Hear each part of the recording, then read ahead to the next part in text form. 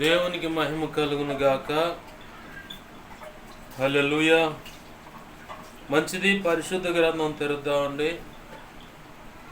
సామెతల గ్రంథము 23వ అధ్యాయము 29వ వచనాన్ని చదువుదామండి. సామెతల గ్రంథము 23వ అధ్యాయము 29వ వచనం. ఎవరికి శ్రమ, ఎవరికి దుఃఖము, ఎవరికి జగడములు, ఎవరికి చింత, ఎవరికి హేతు లేని గాయములు, ఎవరికి మంద దృష్టి. చిన్న మాట ప్రార్థన చేసుకుందామండి. ప్రేమగల మా కన్న తండ్రి యేసయ్యా, నీకు వందనాలు, కృతజ్ఞతాస్తుతులు మా ప్రభువా. నీవిచ్చిన లేఖన భాగాన్ని బట్టి నీ కృతజ్ఞతాస్తుతులు. మా కన్న తండ్రి, నీకు మహిమ, ఘనత, ప్రభావాలు ఆరోపిస్తూ ఉన్నాం. కృపచేత ఇదిగో తండ్రి, నన్ను మమ్మలను నీ అనాది సంకల్పంలో ఈ వర్తమానానికి నిర్ణయింపబడ్డ ప్రతి ఒక్కరిని జ్ఞాపకం చేసుకొని నీ మనస్సులో ఉద్దేశించుకున్న సంగతులు ఏమైతే ఉన్నాయో అయా లేఖనము చాటున సార్వత్రిక సంఘంలో ఉన్న సకల పరిశుద్ధులకు అవసరమైన నీ మనసులో ఉద్దేశించుకున్న సర్వ సంపూర్ణ సత్యమైనటువంటి ఆరోగ్యకరమైన నీ హితబోధను బయటకు తెచ్చి నీ పక్షం వహించిన మీ దాసుని నోట మాటలు ఉంచి మీ దాసుని మీ సిలువు చాటును మరుగుపరిచి మీ దాసుని ముఖాంతరంలోంచి మీరు కనబడుచు మీ దాసుని నోటిని మీ నోటి బోరగా చేసి బలమైన వాక్శక్తినిచ్చి నీవే నీ ప్రజలతో సూటిగా తేటగా స్పష్టంగా మీరు మాట్లాడండి దేవా. మా అందరితో మీరు మాట్లాడండి. మా అందరికి వినగలిగిన చెవును, గ్రహించగల మనస్సును, లోబడి హృదయాన్ని, వాక్యానుగుణంగా జీవించే కృపను, హృదయ సున్నతిని, దిద్దుబాటు మనస్సును, నేర్చుకునే శుభగుణ లక్షణమును, నిత్యత్వము చేరు పర్యాంతం వరకు నిత్యము నీ పాద సన్నిధిలో శిష్యరకము చేస్తూ శిష్యులైన సేవకగణముగా సిద్ధపరచబడి రహస్యమందు నీ చేత అభిషేకించబడి బాటంగా సంఘం ఎదుట హస్త నిక్షేపణ పొంది భూదిగంతల వరకు సత్య సంబంధులుగా కదిలి వెళ్ళి దేవా ప్రతి ఒక్కరికి సత్యాన్ని ప్రకటిస్తూ ప్రతి ఒక్కరిని సత్యంలో ప్రతిష్ఠిస్తూ సర్వ సంపూర్ణ సత్యం అందిస్తూ సత్య సంబంధమైన సంఘ స్థాపనలు చేస్తూ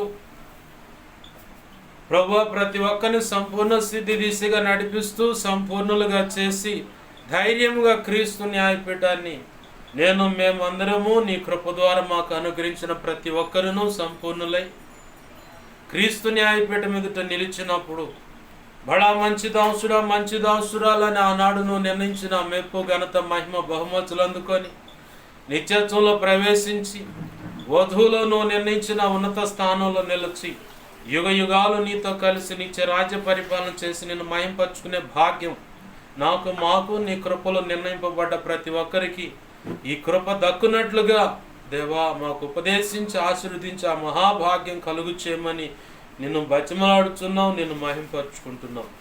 ప్రభువా కనికరించండి. నీ పక్షం వహించలేని ఎంత బలహీనో నీకు బాగా తెలుసు. నీ మీదే అనుకున్నా, నీ కృప మీద ఆధారపడ్డా అయా నాలో నువ్వు కోరుకున్న పరిశుద్ధతను ఆశిస్తూ నా సమస్త అవిధేయతలు, అతిక్రమ దోషాలు, పాప దోషాలు, ఆజ్ఞాతిక్రమలు పునఃక్షమించు. నీ సిలువ రక్తంలో నన్ను కడుగండి, పవిత్రపరచు. శుద్ధ జలంతో నన్ను కడుగు. సమస్త అపవిత్రత కల్మషాన్ని కొట్టివే, కీడును కొట్టివే, పరిశుద్ధపరచు. నీ ఆనంద తైలాభిషేకం నాపై ఇంకనో గొప్పగా ఉంచు. పరిశుద్ధాత్మజ్ఞు నన్ను పుటవే, శుద్ధ సువర్ణంగా మార్చు. పరలో శుద్ధ సువర్ణ చేలు నన్ను ఎత్తి ఇంకనో గొప్పగా ఉంచి అయా హెస్కేలు గ్రంథం 2వ అధ్యాయం 1-2 వచనాల ప్రకారం నీ కృప చేత నీ ఆత్మతో నన్ను మమ్మల్ని నింపి బలపరిచి చక్కగా నిలబెట్టి మీరు నాతో మాతో మాట్లాడిన ప్రభు. మత్తయి 10వ అధ్యాయం 1 వచనం 7-20 వచనం ప్రకారం నీ కృపను, యెషయా 51:16 ప్రకారం నీ కృపను దేవా నాకు దయచేయమని, ఇర్మియా 1వ అధ్యాయం 9, 10, 18, 19 నీ కృప నాకు దయచే. ధారాళమైన నీ ఆత్మ నడిపింపు లేఖను నీవు నిర్ణయించి సెలవిచ్చినటువంటి అయా ఆత్మ నడిపింపును, లేఖన ప్రత్యక్షత, ఆత్మ ప్రత్యక్షత, వాక్శక్తిని నాకు అనుగ్రహించు. నీవే నీ ప్రజలతో, నాతో, మాతో అందరితో సూటిగా తేటగా స్పష్టంగా మీరు మాట్లాడు. అయా కనికరించండి, సహాయం చేయండి ప్రభు. ఉపదేశాన్ని అడ్డగించాలని ప్రయత్నం చేస్తున్నది దుష్టుడు, వాడి దోచులు, చీకటి అంధకార శక్తులైన ఈ లోక లేదా కుల సంబంధమైన దేవీ దేవతలు, దేవుళ్ళు అనబడుచున్న వాటి ఎదుట పూజలు, లేదంటే నీ బలమైన సన్నిధి ప్రభావం ఇక్కడ ఉన్న దాన్ని బట్టి ఏ విధము చేతనైనా దాడి చేసి దేవా నీ పని నిన్ను రానియకుండా, లేదంటే నీ సన్నిధి ఇక్కడ ఉండకుండా, లేదా నీ ప్రజలకు అనేక రకాల ఆటంకాలు కలుగు చేయాలని, నీ స్వరం విననీయకుండా చేయాలని, నీ ఆత్మ నడిపింపు జరగకుండా అడ్డుపడాలని శతవిధాల ప్రయత్నం చేస్తున్నవి ఏవైనా ఈ ప్రాంతాన్ని పట్టి వెరిపిస్తున్న నూతనంగా వచ్చినటువంటి దురాత్మ, చీకటి అంధకార శక్తులైనా సరే, దుష్టుడు వాడి దూతలైనా సరే, మత్తయి 16:18-19, మత్తయి 18:18 ప్రకారం నీ మహాపునరుద్ధాన శక్తిని బట్టి, శిలువ రక్తాన్ని బట్టి, నీవు నాకిచ్చిన అధికారం చొప్పున మేమంతా కలిసి యేసు నామములో వాటి ప్రభావం అంతటిని బంధిస్తున్నాం. ఇటు వాటి చేత పీడించబడుతున్న ప్రతి ఒక్కరికి యేసు నామములో ఇప్పుడు ఈ ప్రార్థనలు ఎక్కిపిస్తున్నట్టు వారికి విడుదల ప్రకటిస్తున్నారు. వీటన్నిటిని యేసు నామములో నిత్య నరకంలోకి విసిరి కొడుతున్నారు. అక్కడ ఇప్పుడు యేసు నామములో అవి వాటి ప్రభావం ఇప్పుడు లయమైపోను గాక. నీ గొప్ప కార్యాలు జరిగించు. బలమైన నీ సన్నిధి ప్రసన్నత మా మధ్య ఉండును గాక. మేమున్న ఈ స్థలం ప్రాంతము సీనాయి పర్వతంగా మార్చబడును గాక. స్తుతి సింహాసనాసీనుడివై నీవు నీలోంచి ప్రభావం నలుదిక్కులకు యేసునామములో ప్రబలిల్లి వెళ్ళును గాక. ఆనాడు సీనాయి పర్వతం మీద నీవు దిగి వచ్చినప్పుడు అగ్నిని బట్టి, ఆ జోమాన్ని బట్టి ఇదిగో తండ్రి ప్రజలు వణికినట్లుగా, ఆనాడే ఇదిగో తండ్రి సొలొమోను మందిర ప్రతిష్ఠ సమయంలో, ఇదిగో తండ్రి మోషే ప్రత్యక్ష గుడారపు ప్రతిష్ఠ సమయంలో నీ బలమైన సన్నిధి దిగి వచ్చినప్పుడు, ఆ మహిమ మేఘం అక్కడ ఆవరించినప్పుడు, మీరు దిగి వచ్చినప్పుడు అయా యాజకులు ఉండలేకపోయారట. ఆ సన్నిధిలో మోషే సొలొమోను మాత్రమే దేవ మందిరంలో కానీ ప్రత్యక్ష గుడారంలో ఉండి నీ ఎదుట ఎదుగుతాడు నిన్ను మహింపరిచారయ్యా. ఆనాడే కాదు, ఈనాడు రెట్టింపైన దేవ ప్రభావం చేత మహిమ, తేజస్సు, ప్రభావము, సన్నిధి, ప్రత్యక్షత మా మధ్యలో యేసునామములో ఉండునుగాక. దేవా దేవా దేవా నీ గొప్ప కార్యాలు జరిగించు. నువ్వు మా మధ్య ఉన్నందుకు కృతజ్ఞతాస్తుతులు చెల్లిస్తూ, త్రియేక దేవుడుగా, మా కన్న తండ్రిగా, పరాక్రమశాలియు, భయంకరమైన మహాదేవుడుగా, సైన్యములకు అధిపతి యోగు యెహోవాగా, యెహోవా సేనాధిపతిగా మా చోనందుకు కృతజ్ఞతాస్తు. మా చుట్టూరు దేవా మేమున్న గృహం, కాలనీ, గ్రామం, పట్టణం సమస్తం చుట్టూరు సిలువ రక్తపు కంచె, రక్షణ కంచె, అగ్ని కంచెనవి నీ మహిమేగాని ఇక్కడ ఆవరింపచేసి నీ చేతిలో నన్ను మమ్మల్ని దాచిపెట్టు. నీ దేవదూతల అగ్ని వంటి రథముల సైన్య సమూహం చుట్టూ కావలిగుంచు. నీ కానుదృష్టి ముఖ తేజమైన వెలుగు సన్నిధి కాంతి జ్ఞాపకం చెప్పిన సమస్తంపై ప్రకాశింపచ్చు, నిత్యం ప్రకాశించునుగాక. సర్వోన్నతుని శక్తి నన్ను మమ్మల్ని కమ్మునుగాక. నీలోంచి ప్రభావం ఇక్కడి నుంచి నలుదిక్కులు ప్రబలిలి వెళ్ళునుగాక. జకర్యా గ్రంథం 2:5 నీవే అగ్ని ప్రాకారమే జ్ఞాపకం చెప్పిన సమస్తం చుట్టూ ఉందుగాక. యెషయా 57:16 ప్రకారం నీ చేతి నీళ్ళు దాచిపెట్టి నీవే మాకు తోడేవుని నడిపించును మాత్రం మహిమ పొందమని యేసయ్య ఉన్నతనంత శక్తిగల నామమును అడిగి వేడుకొని ప్రార్థించి సమస్తం పొందుకొని నీవిచ్చిన లేఖనాన్ని బట్టి కృతజ్ఞతాస్తుతులు చెల్లిస్తూ, ఉపదేశాన్ని నన్ను మమ్మల్ని చేతులకు అప్పచెప్తూ, సమస్త అల్లరి పసిబిడ్డల ఆగడాలు, ఏ దుష్టుడు దురాత్మల క్రియలు ఏమున్నా యేసునామములో బంధిస్తున్నా. బలమైన నీ సన్నిధి ప్రభావం మా మధ్యలో ఉంచి నీవే మాతో మాట్లాడు మాత్రం మహిమ పొందమని యేసయ్య ఉన్నతనంత శక్తిగల నామమును అడిగి వేడుకొని ప్రార్థించి సమస్తం పొందుకొని నీ కృపాహస్తాలకు నన్ను మమ్మల్ని అప్పచెప్పుకున్నాము మా తండ్రి. ఆమేన్, ఆమేన్, ఆమేన్. మంచిది. సమకూడిన నా ఈ మాటలు వింటున్నా, ఇప్పుడైనా ఇక ముందైనా ఈ వీడియో ద్వారా వాక్యాలు వినబోతున్నా ప్రతి ఒక్కరికి ప్రభు అయిన యేసుక్రీస్తు వారి పేరట నా హృదయపూర్వకమైన వందనాలు. బలమైన దేవుని సన్నిధి ప్రభావం మీకు తోడై ఉండునుగాక. ప్రభు కృప మీ ఆత్మలకు మీకు తోడై ఉండి నడిపించునుగాక. ఆమేన్, ఆమేన్, ఆమేన్. మంచిది. చదువుకున్న లేఖన భాగాన్ని మరొక మారు జ్ఞాపకం చేసుకుందాం. సామెతల గ్రంథము 23వ అధ్యాయము 29వ వచనంలో ఒక మాట ఉంది. ఎవరికి శ్రమ, ఎవరికి దుఃఖము, ఎవరికి జగడములు, ఎవరికి చింత, ఎవరికి హేతువు లేని గాయాలు, ఎవరికి మంద దృష్టి.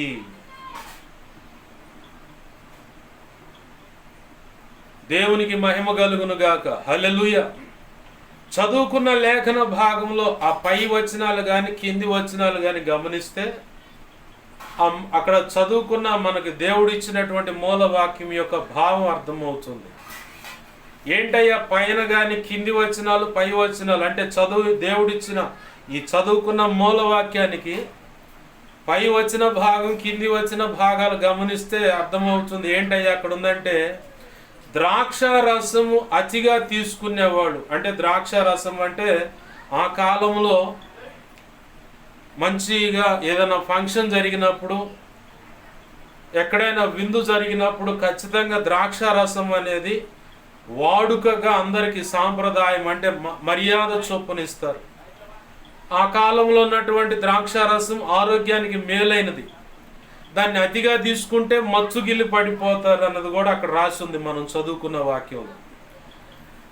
నోవాహు జలప్రళయం అనంతరం ప్రభు సెలవిచ్చిన ప్రకారం ఈ భూమి మీకు ఇస్తున్నాను సేద్యపరచండి అంటే నోవాహు ద్రాక్ష తోట వేసాడు.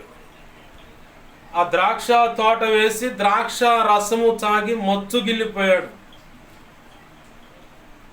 మచ్చుగిల్లిపోయి పై వస్త్రం పోయింది కూడా అర్థం కాని పరిస్థితులు, అంతగా మచ్చుగిల్లాడు. చదువుకున్న లేఖన భాగంలో చెప్పబడుతున్న మాట ఎవరికి శ్రమ ఎవరికి దుఃఖము అంటూ ఇక్కడ చదువుకున్న మనము ఆ పై భాగాలు కింది భాగాలు గమనిస్తే ద్రాక్షారసం ఎక్కువగా తాగేవానికి ఈ శ్రమలు కానీ దుఃఖము కానీ, మరి అలాగనే జగడములు కానీ చింత, జగడములు అంటే గొడవలు, చింత అంటే అది తెలిసిందే, ఏదో అవుతుందని కూర్చొని దిగులుగా కూర్చుంటూ ఉంటారు. హేతు లేని గాయాలు అంటే కారణమేముండదు, నిష్కారణముగా నేను గాయపరచబడుతున్నానయ్యా అంటారు. అలాగని ఎవరికి మంద దృష్టి, మచ్చు మందు అంటే ద్రాక్ష రసం అతిగా తాగిన వాడికి చూపు కూడా సరిగా పనిచేయదు. వాడి దృష్టి అంతా మందగిల్లిపోయి మనిషి కాస్త చెట్టులా కనపడుతూ ఉంటాడు. ఇదే కదా దారి అని చెప్పని పోయి బురదలో పడతాడనమాట. అలాగనే ద్రాక్ష రసము అతిగా తాగటం వల్ల ఇలాంటి పరిస్థితి అని చెప్పని ఇక్కడ లేఖన భాగంలో ఉంది. అయితే మరి ఈరోజు ద్రాక్ష రసము ఏడుంది అంటే ఎందుకు లేదు? ద్రాక్ష రసము ఉంది ఈరోజు కూడా. అయితే ద్రాక్షాలను భూమిలో గుంత తీసి కొళ్ళబెట్టి ఆ రసాన్ని కాస్త బయటికి తీసి జ్యూస్ లాగా చేసి అది కాస్త మరిగిచ్చి వడగట్టి ఆ వచ్చినటువంటి ఆవిరిగా వచ్చినటువంటి ఏదైతే ఆ నీరు ఉంటుందో దాన్నే బ్రాండెడ్ ఐటమ్గా అంటే బ్రాందీగా అమ్ముతారు. ద్రాక్ష రసము ఎక్కువగా బ్రాందీ రూపేణ వస్తుంది. బ్రాందీ రూపేణ వచ్చేదే ద్రాక్ష రసం. ఈ వైన్ విస్కీ అని చెప్పంటారు, అది వేరు. మళ్ళీ ఆ వైన్ అనేది కూడా ద్రాక్ష రసం ద్వారానే, బ్రాందీ అనేది ఒకటి ఉంది, విస్కీ అనేది ఒకటి ఉంది. ఇవన్నీ ద్రాక్ష కాయల వల్ల వచ్చేదే. దాన్ని బాగా కొళ్ళబెడతారు. కొంతమంది ఏమో ప్రభుత్వంతో కొన్ని డీలింగ్స్ ఏర్పాటు చేసుకొని నాటు సారాయికే మిఠాయి రంగేసి క్వార్టర్ సీసాలాగా చీప్ క్వార్టర్ అని చెప్పని ఇప్పుడు వైన్స్లో బార్ అండ్ రెస్టారెంట్లో అవి అమ్ముతూ ఉన్నారు. నాటు సారాయికే మిఠాయి రంగు వేస్తే చాలు ఆ బ్రాందీ రంగు వస్తుంది. అలాగా దాన్ని పచ్చి సరుకురా అంటారు తాగుబోతుడు. నీకెలా తెలుసు అంటే మా ఇంట్లో కూడా దైవజుడిని తిట్టిన తర్వాత మా ఇల్లు శపించబడినప్పుడు మా ఇంట్లో మొట్టమొదటికి వచ్చింది అదే బార్ షాపే. ఆ బార్ షాపుకు సంబంధించిన ఎవరికైతే లైసెన్స్ ఉంటుందో ఆ లైసెన్స్ ఉన్న వారి దగ్గరకు పోయి తెచ్చుకొని పల్లెటూరులో మరి క్వార్టర్ చేస్తారు. చీప్ క్వార్టర్లు కాస్ట్లీ అని చెప్పిన అప్పట్లో ఉన్న రేట్లు. అప్పుడెంత చీప్ క్వార్టర్ 28 రూపాయలు 18 రూపాయలు ఎంత ఉన్నట్టుంది. అప్పుడు చీప్ క్వార్టర్ రేటు 11, 92, 95 ఆ టైంలో 11 రూపాయలు 18 రూపాయలు ఉంది చీప్ క్వార్టర్. కాస్ట్లీ అంటే 35 రూపాయలు, దానికి ఇంకా కాస్ట్లీ అంటే 75 రూపాయలు. ఇక అవి అప్పట్లో టాప్ రేట్లు అన్నమాట. దైవజనుడు ఎప్పుడైతే మా ఇంట్లో మా తాతగారు తిట్టాడో ఆ తర్వాత శాపం ఎంటర్ అయింది. శాపం ఎంటర్ అయిన తర్వాత మా ఇంట్లోకి ఎంటర్ అయింది ఏంటంటే మందు బారు చేసే షాపే. ఈ ఇంట్లోనే కూర్చోబెట్టి వాళ్ళు కోట సీసాలు అమ్ముతాయి. ఇక మా తాతగారు కూడా పుచ్చుకుంటే ఇక అట్ట నడుస్తా. ఇక ఆ తర్వాత పాపం వచ్చింది, శరీర సంబంధమైన పాపం. ఇక అట్లా 1 by 1 పంటలో నష్టము, ఆరోగ్యాలు నష్టము, కుటుంబంలో సమాధానం లేదు, భయంకరమైన వేదన అనుభవించాము. అట్లా 20 సంవత్సరాలు. బాగా గుర్తుపెట్టుకోండి, దేవుడు శపిస్తే, దేవుడే పగస్సుడైతే నీకు జరుగుతున్న నష్టాలు, కీడు, ఇబ్బంది, ఇరుకు, కన్నీరు, వేదన అది వాస్తవికంగా దేవుని దగ్గర నుంచి నీకు వస్తున్నదన్న సంగతి అర్థం కానట్టు ఉంటుంది. మేము అక్షరాలు అనుభవించాం కాబట్టి చెబుతున్నాం. 20 సంవత్సరాలు ఆ వేదన అనుభవించాం. ఎందుకో తెలుసా? దైవజనుడు తిట్టినందుకు మా కుటుంబం, మా వంశం శపించబడి, అది ఎలా శపించబడ్డదని మేము తెలుసుకునే లోపల, తేరుకొని అంటే నిద్ర లేవగానే వాడు ఎవరు లేపారన్నది అర్థం కాదు. అట్లనే కొంచెం తలకాయ తిదిలించుకొని మరి కళ్ళు పైకి అని చెప్పని మరి చూసుకుంటారు. అలా చేరుకొని మేము చూసుకునే లోపల మా ఇంట్లో 35 మంది కాస్త 3గా ఉన్నాం. అట్లా 1 by 1గా ఇది దేవుని శాపాన్ని బట్టి వీళ్ళు చచ్చిపోయారన్న గ్రహింపు కూడా లేకుండా అలాగ శిక్షించాడు దేవుడు. నెత్తి నోరు ముచ్చుకునేది అదే. తొందరపడి నోరు జారమాకయ్యా, తొందరపడి నోరు జారమాకమ్మా. సేవకుడు అంటే ఆషామాష కాదు. కదలాల్సినోడు కదులుతాడు, కదలాల్సిన కోసాలన్నీ కదిలిపోతాయి. ఇంట్లో శాపం వెంటాడుతుంది, భయంకరమైన పరిస్థితులు ఎదుర్కొంటారు. మేము ఎదుర్కొన్నాం, మేము అనుభవించామని మొత్తుకుంటున్నా కానీ ఒక్కొక్కడైతే వాడికి ఉన్న బలము, మంపు, వాడికి ఉన్న కండకావరం, కళ్ళకు పట్టిన కొవ్వు, భయంకరమైన మాటలు మాట్లాడుతూ ఉంటారు. జలుబు వదులుద్ది, ఖచ్చితంగా వదిలిపెట్టడు. దైవజనుడు మౌనంగా ఉన్నా, ప్రభువా వద్దులే క్షమించు అని దైవజనుడు వదిలేసినా కానీ దేవుడు వదిలిపెట్టడు. బాగా గుర్తుపెట్టుకోవాలా, దేవుడు వదిలిపెట్టడు అన్నమాట. ఎలా వదిలిపెట్టడో తెలుసా? దేవుడు వదిలిపెట్టని సంగతి ఎలా ఉంటుందో తెలుసా? దావీదును షిమ్మి అనేవాడు చీ పో కుక్క అని చెప్పని దుమ్మెత్తి పోసాడు. పక్కనున్న వాళ్ళకు రోషం వచ్చింది. దావీదుని అడిగారు, మేనల్లుళ్ళే అయినా కానీ దావీదు కింద నమ్మకంగా పనివారిగా ఉంటా ఉన్నారు, సేనగా అంటే సైన్యంగా ఉంటా ఉన్నారు.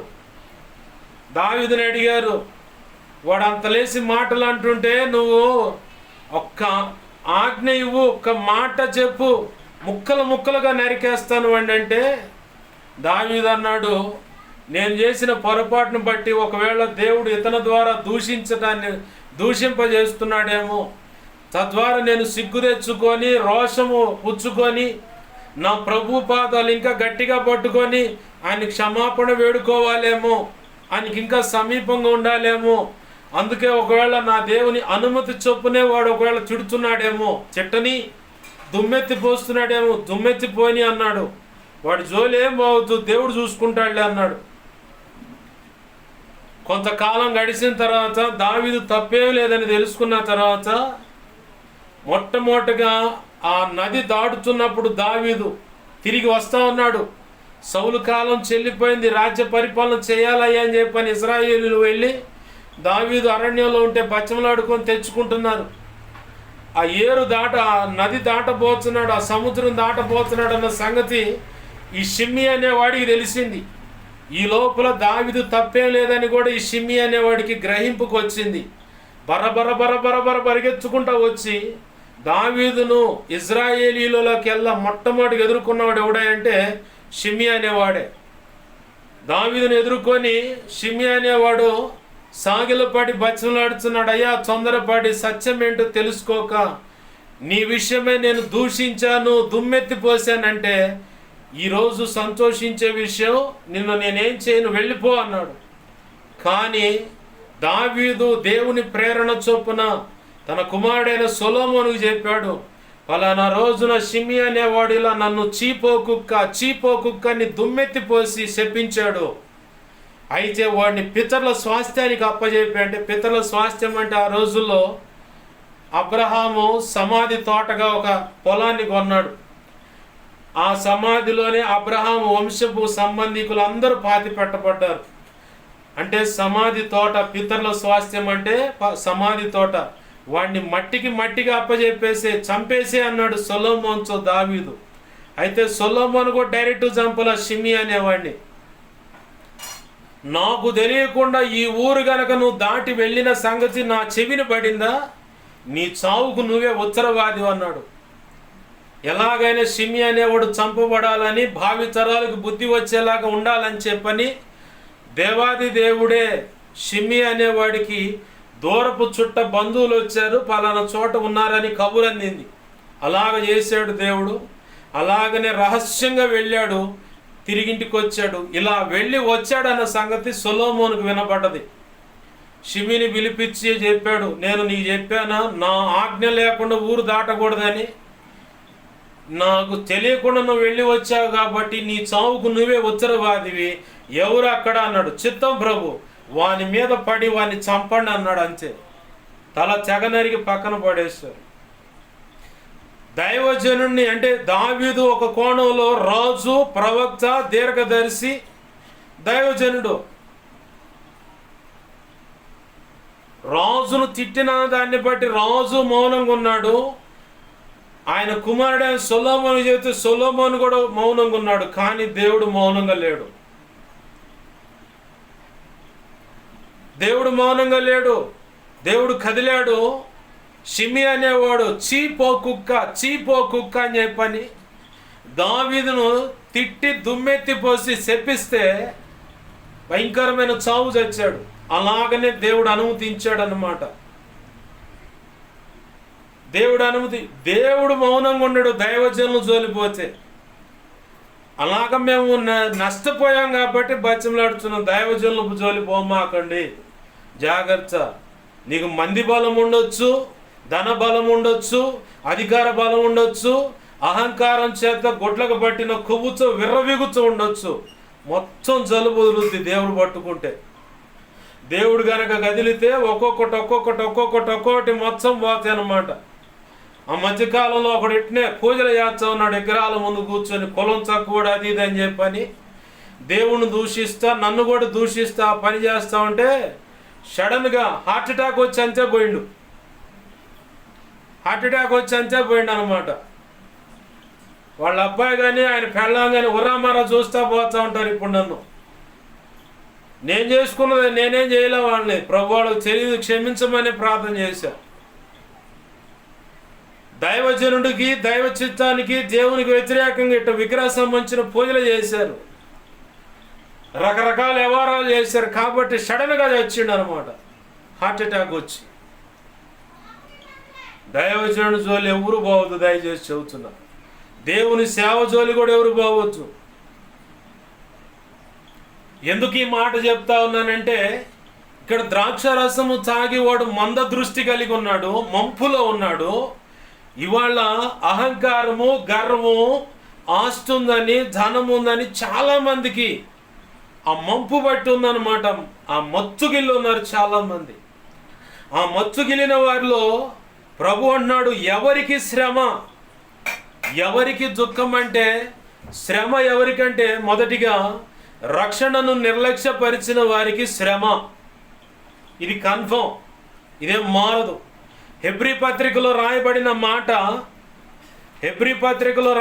మాట, ఇంత గొప్ప రక్షణ మనము నిర్లక్ష్యపరిచిన ఎడల ఎలా తప్పించుకుందాము అంటే, రక్షణను నిర్లక్ష్యపరిస్తే బాప్తీసు అనుభవంలోకి వచ్చాం, ప్రార్థన చేయాలి, విజ్ఞాపన చేయాలి, వాక్యము చదవాలి, చదువు లేకపోతే వాక్యము ఖచ్చితంగా వినాలి, పరిశుద్ధుల సహవాసం కలిగి ఉండాలా, సంఘ సహవాసం కలిగి ఉండాలా, నిన్ను ఆధ్యాత్మికంగా పెంపార చేసేటువంటి, బలపరిచే, ప్రోత్సహించే స్నేహితులు, స్త్రీలు స్నేహితులు కలిగి ఉండాలి, పురుషులు స్నేహితులు కలిగి ఉండాలి. సంఘ సహవాసం క్రమంగా నడుస్తూ ఉండాలి. పరిశుద్ధమైన శరీరం, రక్తము, యోగ్యమైన మనసుతో యోగ్యంగా ఆయన సన్నిధిలో ఒప్పుకొని, ప్రతి పొరపాటు ఒప్పుకొని విడిచిపెట్టి ఆయన సన్నిధిలో ఆ ప్రభు యొక్క శరీరం, రక్తం అనేది తీసుకోవాలి. మొట్టమొదటిగా ఎవరికయ్యా శ్రమ అంటే రక్షణను నిర్లక్ష్యపరిచిన వారికి, ప్రార్థన లేని వారికి, విజ్ఞాపన చేయని వారికి, వాక్యము చదవని వారికి, తరచు ఉపవాసం ఉంటూ జాగరణ చేస్తూ తన ఆత్మను కాపాడుకోకుండా, తన అంతరంగ పురుషుడిని ఆత్మ బలము చేత బలపరుచుకోకుండా నిర్లక్ష్యంగా బ్రతికే వారికి శ్రమ శ్రమ శ్రమ. వాళ్ళకే దుఃఖం కూడా ఎక్కువ ఉంటుంది, వాళ్ళకే హేతు లేని గాయాలు కూడా తగులుతాయి, వారికే జగడాలు వస్తాయి. ఎందుకో తెలుసా? రక్షణ పొందిన తర్వాత కొన్ని దురాత్మలు దేవుడు కావాలని నీలో కొన్ని అలా ఉంచుతాడు, కొన్ని దురాత్మలు మాత్రం తీసివేస్తాడు. మత్తయి సువార్తలో చెప్పబడిన ఉపమానం ప్రకారము ఒకని ఇల్లు ఊడ్చి చక్కగా అమర్చి ఉండుట చేత అందులో ఉన్న ఒక దురాత్మ బయటికి నెట్టివేయబడింది. అయితే ఆ ఇంటికి ఆ ప్రాంతాలు తిరిగింది. ఈ ఇంట్లో తనకు తృప్తి కలిగినంత రీతిగా ఇంకెక్కడ తృప్తి కలగట్ల. దానికి తృప్తి అంటే ఇల్లు అంటే దేహానికి కూడా సాదృశ్యం, ఒక వ్యక్తికి సాదృశ్యం. ఆ వ్యక్తిలో చొరబడి ఆ దురాత్మ యొక్క ఆశలు, కోరికలు నెరవేర్చుకుంటూ ఉంటుంది. అది వెలివేయబడింది, బయటికి నెట్టివేయబడింది. కానీ ఆయా ప్రాంతాలు, ఆయా వ్యక్తులను దర్శించింది. కానీ ఇక్కడ దొరికినంత సంతృప్తి అక్కడెక్కడ దొరకట్లా. ఇట్ట కాదని చెప్పని అది మళ్ళీ తిరిగి వచ్చి నాకేమన్నా మళ్ళీ అవకాశం దొరుకుద్దని చూస్తే మొత్తం ఊడ్చి చక్కగా అమర్చి ఉండట చూసి దానికంటే చెడిపోయిన 7 దెయ్యాలను పట్టుకొచ్చుకుంది. ఆ 7 ఇదొకటి 8 మొత్తం కలిసి ఆ ఇంట్లో నివాసం ఉన్నాయట. మరి ఎలా పోతాయి పాస్టర్ గారంటే, అనుదినము నీ ప్రార్థన రెట్టింపు అవుతున్న దాన్ని బట్టి, విజ్ఞాపన చేస్తున్న దాన్ని బట్టి, వాక్యము చేత నీ హృదయం నింపబడుచు, పరిశుద్ధాత్మ చేత బలపరచబడుచు, ఉపవాస ప్రార్థనలను బట్టి నీ అంతరంగ పురుషుడు ఆత్మ బలము చేత బలపరచబడి ప్రభు సన్నిధిలో నువ్వు నిలబడ్డప్పుడు, నువ్వు ఎక్కడైనా ఆయన సాక్షిగా నిలబడ్డప్పుడు బలవంతుడుగా, బలవంతురాలుగా కనపడతావు. అప్పుడు మాత్రమే ఒక్కొక్కటి దేవుడు తీసేస్తూ ఉంటాడు. నా జీవితంలో జరిగింది కాబట్టి చెబుతున్నా నేను. అది అవన్నీ నా దేహంలోంచి బయటకు వెళ్ళిపోయిన తర్వాతే నేను ఇంకా ఆధ్యాత్మికంగా బలవంతుడుగా మారాను. ఆమెన్, హల్లెలూయా. కొన్ని తీసేస్తాడు, కొన్ని ఉంచుతాడు. ఎందుకో తెలుసా? నువ్వు లోబడటానికి, నువ్వు సరైన రీతి ఎక్కడైనా పాడు ఆలోచనలు వస్తున్నా, పాడు పనులు చేయాలనిపిస్తున్నా వెంటనే చిచి ప్రభు అవి తీసే అని చెప్పని దుఃఖంతో దేవుని పాదాలు పట్టుకొని బచ్చంలాడినప్పుడు, ఆయన కృప వచ్చినప్పుడు ఒక్కొక్కటి తీసేస్తూ ఉంటాడు. ఆమెన్, హల్లెలూయా, హల్లెలూయా. ప్రభునందు ప్రియమైన దేవుని బిడ్డలు గమనించండి, రక్షణను నిర్లక్ష్యపరిచిన వారికి శ్రమ, దుఃఖం కలుగుతుంది. హేతు లేని గాయాలు కూడా వాళ్ళకు కలుగుతాయి. కొంతమంది అడుగుతారు, ఎందుకు ప్రభు నాకు ఈ పరిస్థితి, ఎందుకు ఈ గాయాలు కలుగుతున్నాయంటే, మరి నువ్వు రక్షణ నిర్లక్ష్యపరిచావు. ఏదో ఒక గాయం అయితే ఆ దారిని పోతా ఉన్నాడు పసివాడు, వెళ్తా ఉంటే అక్కడ ఎదురాయి తగలటమో, స్పీడ్ బ్రేకర్ తగిలో, లేదంటే ఆ 2 కాళ్ళే సరైన అడుగులు వేయలేక కాళ్ళకు కాళ్ళు తగిలంతే ముందుకు పడి ఆ ముక్కు పగలటమో, లేదా మోచెప్పులు పగలటమో, ఎక్కడో మోచేయికో ఎక్కడో గాయాలైనప్పుడు యాడికి వెళ్తాడు ఆ పసివాడు? డైరెక్ట్గా మొదటిగా వెళ్ళేది అమ్మ దగ్గరికి వెళ్తాడు. ఆడపిల్లైనా మగ పిల్లగాడైనా పసితనంలో ముందు అమ్మ అనుకుంటా పోతారు. అమ్మ టైంకి లేకపోతే నాన్న అనుకుంటా పోతారు. ఇప్పుడు నానేం చేయాలా? ఆ గాయాలు కట్టాలి. ఆధ్యాత్మిక జీవితంలో అడుగు పెట్టి పసితనంలో ఉన్నదాన్ని బట్టి మూర్ఖ స్వభావం కనపరుస్తున్నా రక్షణ పొంది సంవత్సరాలు గడుస్తాయి. కొంతమంది ఇంకా తల్లి కౌగిట్లో పాలు తాగే పరిస్థితిలో ఉన్నారు. కొంతమంది మూర్ఖత్వంతో వాక్యాన్ని ఆ మందిరం దాడుతుంతో ఇదిలిచ్చి పాస్టర్ గారి మోకాను మందిరం మోకాను పడేసి ఖాళీ హృదయంతో ఇంటికి వచ్చారు. ఇట్లాంటి వాళ్ళని దైవజనులు కొన్ని పేర్లు పెట్టారు. మందిరంలోనేమో పావురాళ్ళు, ఇంటికి వచ్చేనేమో కాకులు, దొంగ కాకులు అన్నమాట. మందిరంలో మాత్రం పరిశుద్ధమైన పావురాళ్ళే. ఆ మందిరం వాకిలి దాటితే చాలు. నేను చాలామందిని చూసి మధ్యకాలంలో ప్రభు కృపను బట్టి కొన్ని అనుభవాలు నేర్పుతా ఉన్నాడు. మందిరంలో ఉన్నంతసేపు ప్రభువా ప్రభువా హల్లెలూయా స్తోత్రం అని కన్నీళ్లు విడిచి మోకాళ్ళ మీద భాషల్లో అసలు ఆత్మ మీదకి వచ్చి వైబ్రేట్ గందరగోళంగా ఉంటుంది. 2 నిమిషాలు ప్రార్థన చేసి బయటికి రాగానే ఇక ఆ తల్లి నోరు తెరిస్తే ఉంటుంది. ఆ మున్సిపాలిటీ కంపే, ఆ మున్సిపాలిటీ కాలువలు ఎంత కంపు కొడుతుంది, అంతకంటే ఇంకా దరిద్రంగా ఉంటుంది అన్నమాట. మరి నువ్వేం నేర్చుకున్నావు వాక్యం అప్పుడు దాకా? వాస్తవికంగా దేవుని వాక్యం నీలో ఉంటే, దేవుని ప్రేమ నీలో ఉంటే ఖచ్చితంగా భార్యను నువ్వు ప్రేమించాల్సిన రీతిగా ప్రేమిస్తావు. నేను దేవుని ఆత్మచేత నింపబడ్డానండి, దేవుని ఆత్మచేత నేను నింపబడ్డాను, దేవుని ప్రేమ నాలో ఉందంటే, ఒకవేళ నేను చెప్తాను దేవుడు నాతో మాట్లాడుతున్నాడంటే, దేవుని ఆత్మ నాలో ఉంది అంటే, మొట్టమొదటిగా ఈ దేవుని ఆత్మ నీలో ఉన్నా, దేవుని ఆత్మ నీ మీద ఉన్నా, దేవుని ఆత్మ నీలో కానీ నీ మీద ఉన్నా, దేవుడే నీతో మాట్లాడుతున్నా, నీలో మొట్టమొదటిగా ఉండాల్సింది ఏంటంటే దేవుని యొక్క శుభగుణ లక్షణాలు. అంటే ప్రేమలో గద్దింపు ఉంటుంది, శిక్ష విధించే విధానం ఉంటుంది, కనికరము కారుణ్యం ఉంటుంది. దేవుడు ఎలా అయితే స్పందిస్తాడో అలా స్పందించే ఆ స్వభావం ఉంటుంది.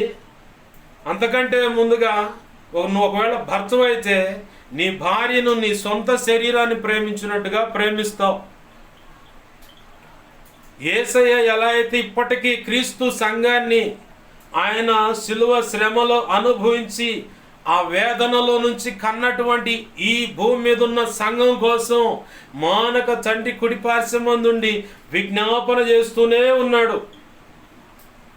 అంత తీవ్రతగా నువ్వు నీ భార్యని నీ సొంత శరీరంలాగా ప్రేమించాలి. ఆమె కొరకు నువ్వు ప్రార్థన చేయాలి. నువ్వు ఒక భర్తవైతే దేవుడు నాతో మాట్లాడుతున్నాడు, దేవుని ఆత్మ నా మీద ఉందని చెప్పేటువంటి వ్యక్తివైతే నువ్వు చేయాల్సిన పని ఇది. అలాగే నువ్వు భార్యవైతే క్రీస్తుకు సంఘం సంపూర్ణంగా లోబడిన రీతిగా నీవు ఖచ్చితంగా నీ భర్తకు నువ్వు లోబడాలి. ఏమాత్రం ఇంక అసలు ఏం లేదు, నువ్వు చెప్పడానికి ఏ కారణాలు చెప్పడానికి లేదు. అయ్యా ఆయన తాగుబోతయ్యా, ఆయన మాటినడయ్యా, అలా ఉండరా ఇదా. నీవు భక్తిపర్రాలు అయి ఉన్నావు, రక్షణలో ఉన్నావు. నీ సద్భక్తి సత్ప్రవర్తనను బట్టి నీ భర్తను నువ్వు సంపాదించుకోగలవు అని చెప్పని కొరింథీ పత్రికలో పౌలు భక్తుడు హెచ్చరిక జారీ చేశాడు. భర్తవై నువ్వు రక్షించబడ్డావు, నీ భార్య అన్యురాలుగా ఉంది. నీ సద్భక్తిని బట్టి సత్ప్రవర్తన బట్టి నీ భార్య నువ్వు సంపాదించుకుంటావని కూడా రాశాడు ఆయన. ఇద్దరికి హెచ్చరికలు ఇచ్చాడు. దేవుని ఆత్మ నాలో ఉంది, దేవుడు నాతో మాట్లాడుతున్న ఓ భార్య, దేవుడు ఆత్మ నా మీద ఉంది, దేవుడు నాతో మాట్లాడుతున్నాడన్న ఓ భర్త, ఇవి నీకు నిర్ణయించిన ఆజ్ఞలు కట్టడం. ఇవి కాకుండా నాకు లేఖనాలు తెలుసు, దేవుడు నీకేం చెప్పాడు, నన్ను నీ సొంత శరీరంగా ప్రేమించమని చెప్పాడు అంటది భార్య. దేవుడు నీకేం చెప్పాడు, సంఘము క్రీస్తుకు లోబడినట్లుగా సంపూర్ణంగా లోబడి నువ్వు నాకు లోబడాలమ్మా అంటాడు భర్త. ఈ లేఖనాలు చూపించుకొని ఒకరి మీద ఒకరు ఆధిపత్యం కొనసాగిస్తారే తప్ప లేఖనాలకు లోబడి లేఖనమైన యేసయ్యకు లోబడి ఒకరినొకరు ప్రేమించుకోవటం, సఖ్యత కలిగి సమాధానం కలిగి ముందుకు అడుగులు పెట్టి వ్యవహారం ఏముండదు. కాబట్టి వారికి శ్రమలు, జగడాలు, హేతులేని గాయాలు. అలాంటి వారికే మంద దృష్టి కూడా, చింత కూడా వారికే, దిగులు ఏమవుతుంది, కుటుంబం ఏమవుతుంది, నా భర్త అది ఇదని చెప్పారు. కుటుంబాలు ఇదే పరిస్థితి. పిల్లలు కూడా, పిల్లలారా మీ తల్లిదండ్రులకు లోపడాలని. నేను పరిశుద్ధాత్మను పొందాను, దేవుడు నాతో మాట్లాడుతున్నాడంటే నీ తల్లికి తండ్రికి పూర్ణంగా నువ్వు లోపడాలి.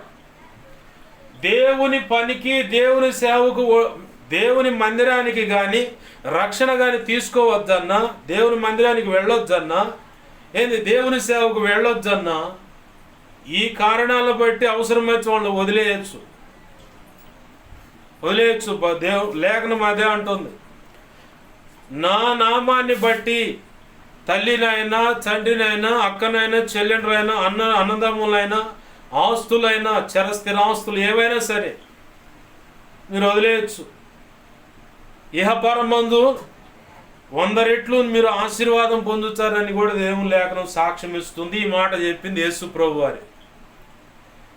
మందిరానికి వెళ్ళొద్దు, రక్షణ పొందొద్దు, దేవుని సేవ చేయడానికి వెళ్ళొద్దు అన్న ఈ కారణాలను బట్టి పక్కన పెట్టేయచ్చు.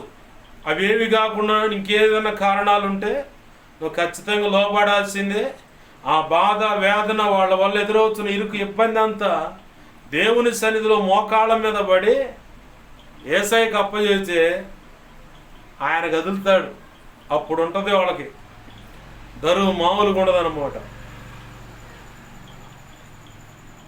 ప్రభునందు ప్రియమైన దేవుని బిడ్డలారా గమనించండి.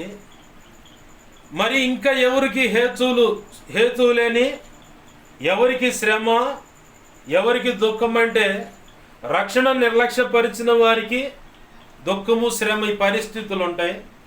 అలాగే భార్యాభర్తలు వారు ఒకరికొకరు ఆజ్ఞలు దేవుడు ఇచ్చినటువంటి ఆ లేఖన సంబంధమైనటువంటి ఆ లేఖనానికి లోబడకుండా ఒకరొకరు లేఖనాలు చూపించుకుంటారు. నీకు చెప్పలేదా దేవుడు, నీకు చెప్పలేదా దేవుడు, దైవజనుడు చెప్పలేదా, పలానా వర్తమానంలో ఇలా చెప్పలేదా, ఏం నేర్చుకుని ఇట్లా వాదించుకుంటారు తప్ప ఒకరికొకరు లోబడరు. అందుకు అలాంటి వారికి కూడా శ్రమ దుఃఖాలు ఉంటాయి. అలాంటి వారికి కూడా జగడాలు, చింత, హేతులేని గాయాలు, మంద దృష్టి కూడా. ఇక ఆ గొడవలో పడితే సైతాన్ గారితో జ్వరపడతాడు. కాబట్టి భర్తకి భర్త మీద భార్యలో ఉన్న ఎంత ప్రేమ ఉందో సైతాన్ గారు గ్రహించనీయడు. అలాగే భార్యకి తన భర్త మీద ఎంత ప్రేమ ఉందో సైతాన్ గారు గ్రహించనీయడు. ఇక ఈ గొడవలు మొదలైనవి కాబట్టి నువ్వు ఆమెకు తగ్గేదేంది? వాస్తవానికి ఆ అమ్మాయి నీకు లోపడాలంటాడు. వాడు వచ్చి తగాద పెడతాడు, ఇంకా తగాదను పెంచుతాడు అన్నమాట. 4 నిప్పులుంటే ఇంకా 4 బొగ్గులేసి వాడు ఇసినగారు తీసుకొచ్చి ఇసురుతూ ఉంటాడు. సెగ పెరుగుద్ది. ఇక చివరికి ఆ మూలకొకళ్ళు ఈ మూలకొకళ్ళు ఒకే మంచం మీద ఉంటారు. ఆ వండి పెట్టుద్ది, ఈయన తింటాడు. నీళ్లు పెట్టంటే నీళ్లు పెట్టుద్ది. కండవేదంటే ఆడ పెట్టే చూడు, సబ్బేది ఆడ ఉంది చూడు, ఎప్పుడు తీసుకోవట్లేదా అంటది. చివరికి నేను విన్న సాక్ష్యము భార్యాభర్తల మధ్య సువార్త టీవీలో సోమవారం నుంచి బుధవారం వరకు బ్రతికించు వాక్యం అని వస్తుంది. ఫిలదెల్ఫియా విజయవాడ చర్చ్ అది. చార్లెస్ జాకబ్ అనే దైవజనుడు. ఏదన్నా తెలుసుకుంటే ఆ వ్యక్తి యొక్క దైవజనుని యొక్క సంగతులు వాళ్ళను పరిచయం చేసి చెప్తా. ఆ దైవజనుడు సంఘంలోనే ఒక ఆంటీ అంకుల్ ఉన్నారు. ఇంచుమించుగా 23 సంవత్సరాలంట వాళ్ళిద్దరు పలుకోక మందిరానికి వచ్చారు, ప్రభువులో చేస్తారు, పాస్టర్ గారి ముందు ఒకటిగా కనపడతారు. ఇంటికి రాగానే ఆ కుర్చీలో ఒక ఆమె, ఈ కుర్చీలో ఈయన. వెంచేందో తెలుసా? వంట వండి పెట్టుద్ది, స్నానానికి నీళ్లు పెట్టుద్ది, కండువ ఇచ్చుద్ది, సబ్బు పెడుతుంది, అన్నీ ఉంటాయి. చివరికి శారీరకంగా ఆయనతో సంసారం చేసి కూడా పిల్లలు కంది. కానీ వీళ్ళిద్దరి మధ్య సమాధానం లేదు. ఇది వింత దంపతులు అన్నమాట. శారీరకంగా వీళ్ళిద్దరూ వారి శరీర ధర్మాన్ని నెరవేర్చుకుంటారు, కానీ వీళ్ళిద్దరి మధ్య మాటలు లేవు. ఎలా చేశారు అంకుల్ అంటే, ఏం చేస్తాం మరి, నాకు తప్పలేదు, దాన్ని నేను భరించాల్సి వచ్చింది, ఇక అట్నే నడుస్తుంది బండి. ఆంటీ ఏంది సంగతి అంటే, నీకు తెలియదులే చిన్నోడు అంటుందంట. చివరికి ఇద్దరు కూర్చోబెట్టి కౌన్సిలింగ్ ఇస్తే ఇక ఆ తర్వాత మళ్ళీ బండి యథావిధిగా సమాధానం కలిగి సజావుగా సాగుతూ ఉంది ఇప్పుడు బండి. ఇలాగా కూడా భార్యాభర్తలు ఉంటారు. ఈ తగాద ఎవరు పెట్టారంటారు? సైతాన్ గాడే. ఒకే ఇంట్లో ఉంటారు, ఒకే కుంపటి, ఒకే కంచంలో అన్నం తింటూ ఉంటారు. మళ్ళీ వీళ్ళిద్దరు సమాధానం ఉండదు. వింత కాపురం కదా ఇది. ఇట్లాంటి వాళ్ళకి ఇలాంటి శ్రమలు, దుఃఖము, హేతు లేని జగడాలు, గాయాలు, మంద దృష్టి, భర్తలో తన మీద ఎంత ప్రేమ ఉన్నదో గ్రహించకుండా భార్యను వాడు మభ్య పెడుతూ ఉంటాడు మాయ మాటలు చెప్పి.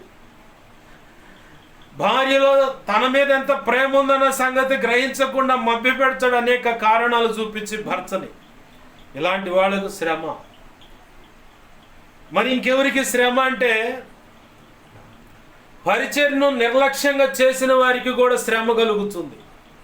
యెహోవా కార్యమును అశ్రద్ధగా చేయువాడు శ్రమ పాలవుతాడు.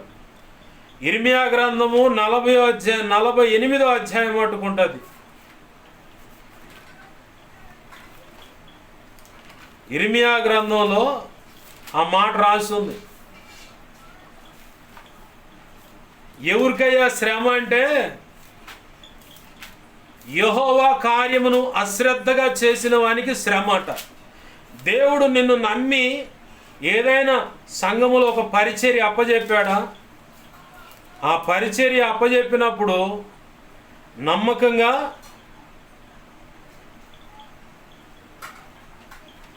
ఇర్మియా 48వ అధ్యాయము 10వ వచనంలో యెహోవా కార్యమును అశ్రద్ధగా చేయువాడు శాపగ్రస్తుడగునుగా కానుంది. శాపగ్రస్తుడైతే వాడికి అన్ని సుఖాలు, సంతోషాలు, సౌఖ్యాలు, నిత్యము దేవుణ్ణి ఆరాధించడం, ఆహా నా ధన్యత, ఓహో నా భాగ్యం అంటాడా? ఎందుకయ్యా ఈ శ్రమ? ఎందుకయ్యా ఈ దుఃఖం? ఎందుకయ్యా ఈ గాయాలు? ఎందుకయ్యా ఈ గొడవలు? ఈ చింత ఏందయ్యా? దేవుడు వాడు ఎదురుగానే ఉంటాడు, మాట్లాడుతూనే ఉంటాడు, కానీ సైతాన్ గాడు దేవుణ్ణి కనబడనీయకుండా మంద దృష్టి కలుగు చేస్తాడు. యెహోవా కార్యమును అశ్రద్ధగా చేసేవాడు. అశ్రద్ధగా యెహోవా కార్యం అంటే దీంట్లో కూడా కొన్ని భాగాలు ఉన్నాయి. ఒకటి, ప్రార్థన అశ్రద్ధగా చేసిన వాడు కూడా శాపగ్రస్తుడే, అంటే శ్రమలు ఉంటాయి వాడికి. మనము 1 తిమోతి పత్రిక 2వ అధ్యాయం 1 నుంచి 3 వచనాలు చెప్పబడినట్లుగా అన్నిటికంటే ముఖ్యంగా ఇది ఇందాక నేను చేశానే విజ్ఞాపన, అన్నిటికంటే ముఖ్యంగా మనుషులందరి కొరకును, అధికారుల కొరకును, రాజులంటే ఆ కాలంలో ఉన్నారు. ఈరోజు దేశాన్ని పరిపాలించే, రాష్ట్రాన్ని పరిపాలించే ఆ ముఖ్యమంత్రులు కానీ లేదంటే ప్రధానమంత్రి కానీ ఆ రాజకీయ వ్యవస్థలో ఇమిడి ఉన్నటువంటి ప్రతి ఒక్కరు, గ్రామ పంచాయతీ ప్రెసిడెంటు, వాళ్ళని ఎన్నుకునేటువంటి వార్డు నెంబర్లు కూడా, వార్డు నెంబర్ గెలిస్తేనే కదా గ్రామ పంచాయతీ ప్రెసిడెంట్ ఎన్నిక చేయబడేది. అట్లానే గ్రామ పంచాయతీ పరిధిలో వార్డు ప్రెసిడెంట్ కానీ, మున్సిపాలిటీ పరిధిలో వార్డు నెంబర్లు ఉన్నారు, కౌన్సిలర్లు ఉన్నారు, ఆ తర్వాత మున్సిపల్ చైర్మన్ ఎంచబడతాడు, గ్రేటర్ పరిధిలోనే మేయర్ ఎంచబడతాడు. ఇట్లా జెడ్పీటీసీ నెంబర్లు అందరూ కలిసి జిల్లా పరిషత్ చైర్మన్ ఎంచుకుంటారు. ఎంపీటీసీ నెంబర్లు అందరూ కలిసి మండల పరిషత్ ప్రెసిడెంట్ ఎంచుకుంటారు. ఎమ్మెల్యేలు అందరూ కలిసి ముఖ్యమంత్రిని ఎంచుకుంటారు. అలాగనే రాష్ట్రపతి, ఆయా రాష్ట్రాల గవర్నర్లు అందరూ కలిసి రాష్ట్రపతిని ఎంచుతారు. ప్రథమ పౌరుడు అంటారు, గవర్నర్ను కూడా రాష్ట్రానికి ప్రథమ పౌరుడిగా ఎంచబడుతుంది. ఇలా ఈ కేటగిరీలో ఉన్న వాళ్ళు క్షేమం కోసం, ఆరోగ్యాల కోసం, ప్రయాణాల క్షేమం కోసం, ఇలా సరైన పరిపాలన అందించాలని వీళ్ళ కోసం కూడా ప్రార్థన చేయాలి. ప్రార్థన నిర్లక్ష్యపరిచిన వారికి శ్రమే, విజ్ఞాపన నిర్లక్ష్యపరిచిన వారికి శ్రమే. ప్రభు ప్రేమించి కృప ఇచ్చి నిన్ను ఒక పరిచారకుడిగా, పరిచారకురాలుగా, అంటే ఈ జాబితా కొన్ని సంఘాలు పరిచారకులుగా కనపడుతుంది, మరి కొన్ని సంఘాల్లో సంఘ పెద్దలుగా కనపడతారు. సంఘ పెద్దగా నిన్ను ఒక స్త్రీగానో పురుషుడిగానో ఎంచుకున్నప్పుడు నీకు ఇవ్వబడిన బాధ్యతలు నువ్వు శ్రద్ధగా చేయాలి, సంతోషంగా చేయాలి. నీ పైన దైవజనుడు కానీ, దైవజనురాలు కానీ, నీ కులాన్ని బట్టి కానీ, నీ వ్యక్తిత్వాన్ని బట్టి కానీ, నీ గతకాల సాక్ష్యం విన్నదాన్ని బట్టి కానీ, ఒక్కరు చూపు చూసినా వివక్షత అంటే చులకనగా చూస్తున్నా, వెలివేసిన స్వభావంతో నీతో ప్రవర్తిస్తున్నా, వివక్షత అంటే వెలివేయటం, వెలివేసేటువంటి స్వభావంతో ఒక సేవకురాలైన సేవకుడే నీ విషయంలో ప్రవర్తిస్తున్నా, మాట్లాడుతున్నా, ఏంది సంఘమే, ఇతర పక్కనున్న సంఘ సభ్యులే వాళ్ళు ఒకవేళ పెద్ద కులం అని వాళ్ళు భావించి నిన్ను తక్కువ కులం అని చూసి మాటల ద్వారా క్రియల ద్వారా నిన్ను మానసికంగా గాయపరుస్తున్నా ఇదిలిచ్చి పక్కన పడేసి నా ప్రభు నిర్ణయించిన పని నేను చేయాలి ఇక అంతే. మిగతా విషయాలు నువ్వు గాయపరచబడుతున్న దాన్ని బట్టి అవన్నీ దేవునికి అప్పచెప్పాలి. ఆయన కదులుతాడు. ఆమెన్, హల్లెలూయా. ఆయన కదిలితే నిన్నెవడైతే అవమానపరిచాడో, ఎవడైతే కించపరిచారో, ఎవరైతే కులాన్ని బట్టో నీ వ్యక్తిగతాన్ని బట్టో గతంలో నీవు నడుచుకున్న విధము ఆ సాక్ష్యము పంచుకున్న దాన్ని బట్టి ఆనాడు ఉన్నట్టు ఈనాడు కూడా వీళ్ళు ఉన్నారని అలాగ భావించి నీ విషయంలో వివక్షత చూపించిన ఆ సేవకుడికైనా సేవకురాలకైనా నీ తోటి సంఘ పెద్దకైనా పరిచారకులకైనా విశ్వాసులకైనా నీ సంఘంలో నీతో పాటు ప్రభువులో చేవేస్తున్న విశ్వాసులకైనా చంప పగిలేటట్టు దేవుడు సమాధానం ఇస్తాడు. ఎలానో తెలుసా? నీ తల పైకెత్తి యోసేపులాగా ఆ ఉన్నత స్థాయిలో నిన్ను నిలబెట్టి అయ్యో ఎందుకు తృణీకరించాం, అయ్యో ఎందుకు తొందరపడి ఇలా మాట్లాడాం, ఇదిగో దేవుడు కృప వెంబడి కృప, కృప వెంబడి కృప, కృప వెంబడి కృప, క్షేమం ఇచ్చి కృపనిచ్చి ఉన్నతమైన ఆత్మ అభిషేకం ఇచ్చి తలాంతులు ఇచ్చి ఇంత గొప్ప సేవా పాత్రగా దేవుడు చేశాడని చెప్పి సిగ్గుతో వాళ్ళు బ్రతికినంత కాలం ఆ సిగ్గుతో వాళ్ళు గాయపరచబడుతూ దేవుని క్షమాపణ అడిగేలాగా చేస్తాడు. ఆమెన్, హల్లెలూయా. ఎవరి జీవితంలో అలా జరిగిందా పాస్టర్ గారు అంటే మాట్లాడుతున్న నేనే ఉన్న సాక్ష్యం, మాట్లాడుతున్న నేనే ఉన్న సాక్ష్యం. ఓ పెద్ద ఆయన 2014 నవంబర్ డిసెంబర్ ఆ సమయంలో పరిచయలోకి వెళ్ళిన తర్వాత సౌండ్ సిస్టమ్ అంటే నాకు ఆసక్తి అనమాట, కొంత గ్రహింపు ఉంది. పాస్టర్ గారు అన్నాడు నీకు తెలుసు అంటే కొంత గ్రహింపు ఉంది, చేస్తానయ్యా, అయితే చెయ్యన్నాడు. వాళ్ళ ఆయన మైక్ ఇక్కడ దగ్గర పెట్టుకొని గట్టిగా పాట పాడుతాడు. స్పీకర్లు పోతే నేను సౌండ్ తగ్గిస్తా.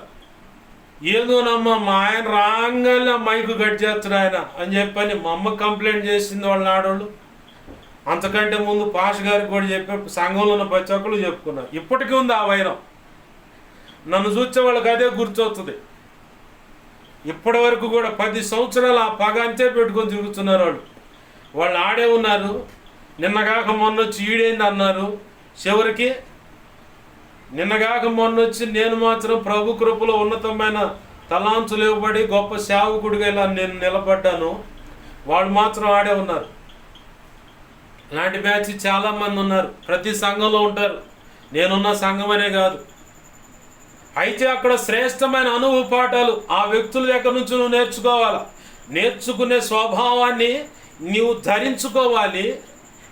నేను ఒకటే చెప్పాను నా సహోదరులతో, నాతో పాటు ఉన్న వాళ్ళు నేను సేవ చేయాలనుకుంటున్నాను అన్న వాళ్ళతో చెప్పా, ఎవడైనా సేవ చేయాలనుకుంటే ఈ సంఘంలోనే పడాలా. ఎందుకో తెలుసా? రానున్న దినాల్లో ఎటువంటి వ్యక్తిత్వాలు కలిగిన వ్యక్తులు ఎదురుపడతారో, వాళ్ళతో ఎలాగ మాట్లాడాలో, ఎలాగ నడుచుకోవాలో అవన్నీ ఇక్కడున్న ఈ వ్యక్తుల ద్వారా నువ్వు నేర్చుకోగలుగుతావు అని నా స్నేహితుడు చెప్పా. ఊరుకో, అట్టెందుకు ఉంటుంది అన్నాడు. కొంతకాలం గడిచిన తర్వాత నా దగ్గరకు వచ్చి నువ్వు చెప్పింది కరెక్టేనా అబ్బాయి, నువ్వు చెప్పింది కరెక్టేను, సేవకుడన చేయాలంటే ఏడే పడాలా. ఎక్కడెక్కడ ఎలాంటి వ్యక్తిత్వాలు కలిగిన వ్యక్తులు మనకి తారసపడతారో, ఎదురవుతారో, వాళ్ళతో ఎలా నడుచుకోవాలి, ఎలా ఉండాలో ఇదిగో ఇక్కడి నుంచే మనం నేర్చుకోవచ్చు. నాకు అంతుపట్టింది అయ్యా ఇప్పుడు అన్నాడు నా స్నేహితుడు. నేను ముందే చెప్పా. వాళ్ళందరిని చూసి నేను బాప్తీసు అనుభవంలోకి వచ్చిన 6వ నెల 7వ నెలలోనే చెప్పి ఇదే మాట చెబుతా ఉన్నా. సేవకుడన చేయాలంటే ఏడే పడాలి అబ్బాయి. ఎవడో నిన్ను తృణీకరించాడని, ఎవడో నిన్ను ఏదో అన్నాడని కాకులు కారు కూతలు కూస్తున్నారని చెప్పని బాగా గుర్తుపెట్టుకో. దేవుడు నీకు నిర్ణయించిన పరిచయను వదిలిపెట్టి పక్కకు పోమాక. దేవుడు నీకు ఇచ్చిన ఆ తలాంతం, ఆ పరిచయం చేయటాన్ని బట్టి నిన్ను ఇంకా ఉన్నత స్థితిలోకి తీసుకెళ్తాడు. ఎవడో ఓరకుక్క సైతానిగాడి బట్టి ఓరకుక్క మురుగుతూ ఉంటుంది. వాడిని చూసి నువ్వు దిగులు పడి దుఃఖపడి పరిచయను పక్కన పెట్టి వాడెవడికో ఆమె ఎవరికో నువ్వు భయపడేదేంది? నిలబడు. దేవుడు కృపనిస్తాడు, ఆత్మనిస్తాడు, వాక్శక్తిని ఇస్తాడు, అభిషేకాన్ని ఇస్తాడు, ఆత్మ నడిపింపిస్తాడు. ప్రభు కృపలో కృప తలాంతులు ఇస్తాడు, సామర్థ్యం ఇస్తాడు, వాక్శక్తిని ఇస్తాడు. ఉన్నతమైన పిలుపునిచ్చి ఉన్నతంగా నిన్ను నిలబెట్టి సేవలో వాడుకుంటాడు. ఈ తృణీకరించిన వారికి సిగ్గు కలిగేలాగా చేస్తాడు. ఆమేన్, హల్లెలూయా. ఎవడో ఏదన్నాడని చెప్పని దేవుడు నీకు ఇచ్చిన పరిచయం వదిలేసుకుంటానంటావే, అలా వదిలేసి పక్కన తిరుగుతున్నావు కాబట్టి నీకు శ్రమ, నీకు దుఃఖం కలుగుతుంది, నీకు చింత, గాయాలు.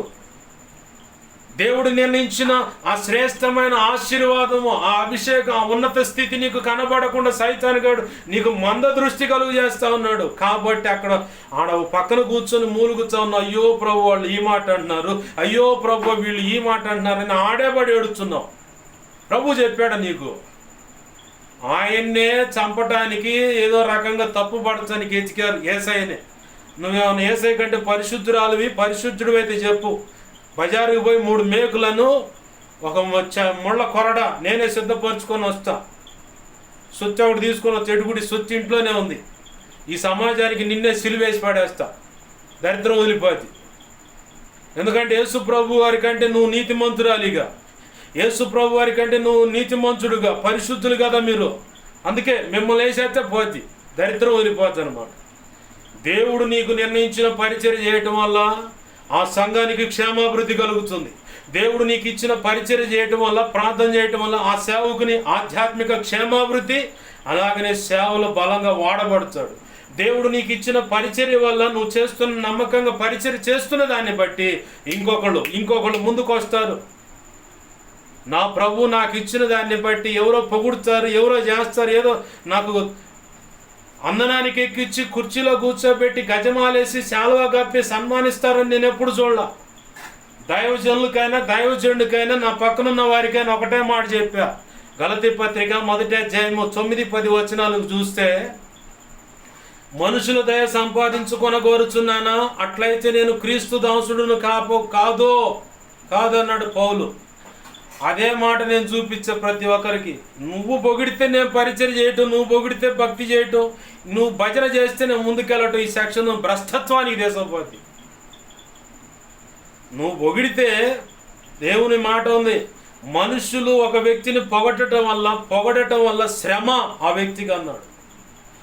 ఎందుకయ్యా నన్ను పొగిడి శ్రమల పాలు చేస్తారు, మీకు దండం, నన్ను ఇట్టు ఉండనే అంట. దైవజనులకైనా, నేను ఆధ్యాత్మికంగా పుట్టి పెరిగిన సంఘంలో దైవజనులకైనా ఇతరులకైనా ఆత్మీయ తండ్రికైనా నేను చూపించిన లేఖనం అదే. మనుషుల దయ నేను సంపాదించకొని కోరుచున్నానా, అట్లయితే నేను క్రీస్తు దాసుడును కాకపోదును అన్నాడు. ఇదే మాట చెప్పారు. అయితే నువ్వు మనుషుల మెప్పుకో ఘనతకో, నేను అడిగానేది, నేను కోరలేదని చెప్పా. ఎవడో ఒకడు నన్ను పట్టించుకోవాలి కాదు, నేను ఒక రోల్ మోడల్ అవ్వాలి. ప్రార్థన చేసే విషయంలో నేను ఒక మోడల్ అవ్వాలి. నన్ను చూసి అనేకులు ఇదిగో నేను ఇలా ప్రార్థన చేయాలని రావాల ముందుకి, వాళ్ళు పరిశుద్ధాత్మ చేత దర్శింపబడి కదలాలా. నేను మోకాళ్ళ మీద ఉంటున్న దాన్ని బట్టి, చేస్తున్న ప్రార్థన బట్టి, భక్తిని బట్టి, విజ్ఞాపన బట్టి, సేవను బట్టి, పరిచర్ను బట్టి, ఇదిగో నేను కూడా ఇలాగ చేయాలి, నేను కూడా ఇంతకంటే గొప్పగా సేవ పరిచర్య చేయాలి, భక్తి చేయాలి, ప్రార్థన చేయాలి, నేను కూడా ఇలాగ ఉండాలి, దేవునికి నమ్మకస్తురాలుగా ఉండాలని, నా దేవుని యొక్క ప్రేమ కలిగిన ఆ దృష్టి నా మీద పడాలి, నా దేవుని మనసులో నాకు చోటు ఉండాలి, నా దేవుడు ఇదిగో ఈ దైవజనుడికి, ఈ వ్యక్తికి ఇచ్చినట్లుగా నాకు కూడా కృపనివ్వాలి, నాతో కూడా మాట్లాడాలి, నన్ను కూడా ఆత్మ నడిపించాలి తన ఇష్టానుసారంగా అని చెప్పని ఈ కసి, ఆసక్తి, ఆశ కలిగి అనేకులు కదలాలని చెప్పని నేను ఆశపడే ఒక రోల్ మోడల్గా. ఎంత నష్టపోయి ఉంటానో నా దేవుని సన్నిధిలో. నేను వేరొక వ్యక్తికి నేను మోడల్ కావటానికి గాంధీ గారు చెప్పారు, మార్పు కలగాలనే ఆసక్తి ఉంది కదా నీకు, ఆ మార్పు ఏదో నీ దగ్గర నుంచే ప్రారంభించు అన్నాడు. మహాత్మా గాంధీ బొమ్మ కోట సెంటర్లో పెట్టాడు, దాని ముందు దానికి ఒక పక్క రాసి ఉంటుంది, మార్పు కోరుచున్నావా, అయితే ఆ మార్పు ఏదో నీలో నుంచే మొదలుపెట్టు అన్నాడు. నీలోంచి మొదలు పెడితే అప్పుడు సమాజంలో మొదలైద్ది అన్నాడు. నా ప్రభు కృపను బట్టి పెద్దలు ఇచ్చినటువంటి ఆలోచనలు నా మైండ్లో ఇప్పటికీ ఉన్నాయి. మోడల్ కావాలా. డేవిడ్ బ్రెయినార్డ్ యాడో ఒక తెగవారిని రక్షించాలని పోయాడు, వాడు మాట వినట్లా. ఇట్ట కాదని చెప్పని ఆ సమాజం దగ్గరలోని మంచుకొండలో పడి మోకాళ్ళ మీద ఉండి ప్రార్థన చేస్తుంటే అచ్చయ్ అని చెప్పని చుమ్మితే ఆ నోటి నుంచి రక్తం పడుతుంది. ఒళ్ళంతా చెమటలు పడుతుంది మంచు కొండలో మోకరిస్తే. అట్లా అట్లా కొన్ని అనతి కాలం అంటే కొద్ది కాలంలోనే అనతి కాలం అంటే కొద్ది కాలంలోనే యవ్వనస్తుడుగా ఉండే ఆయన అట్లా ప్రార్థన చేసి చచ్చిపోయాడు.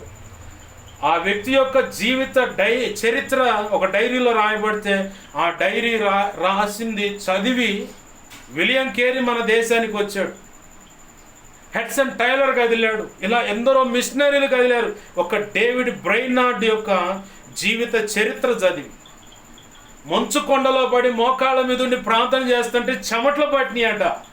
తుమ్మితే నెత్తురు పడదట నోటి నుంచి బయటికి. మనం తుమ్మితే తుప్పరొచ్చుద్ది జొల్లు, కానీ ఆయనకి నోట్లో నుంచి నెత్తురు పడుతుంది. అయినా వదిలిపెట్టలా.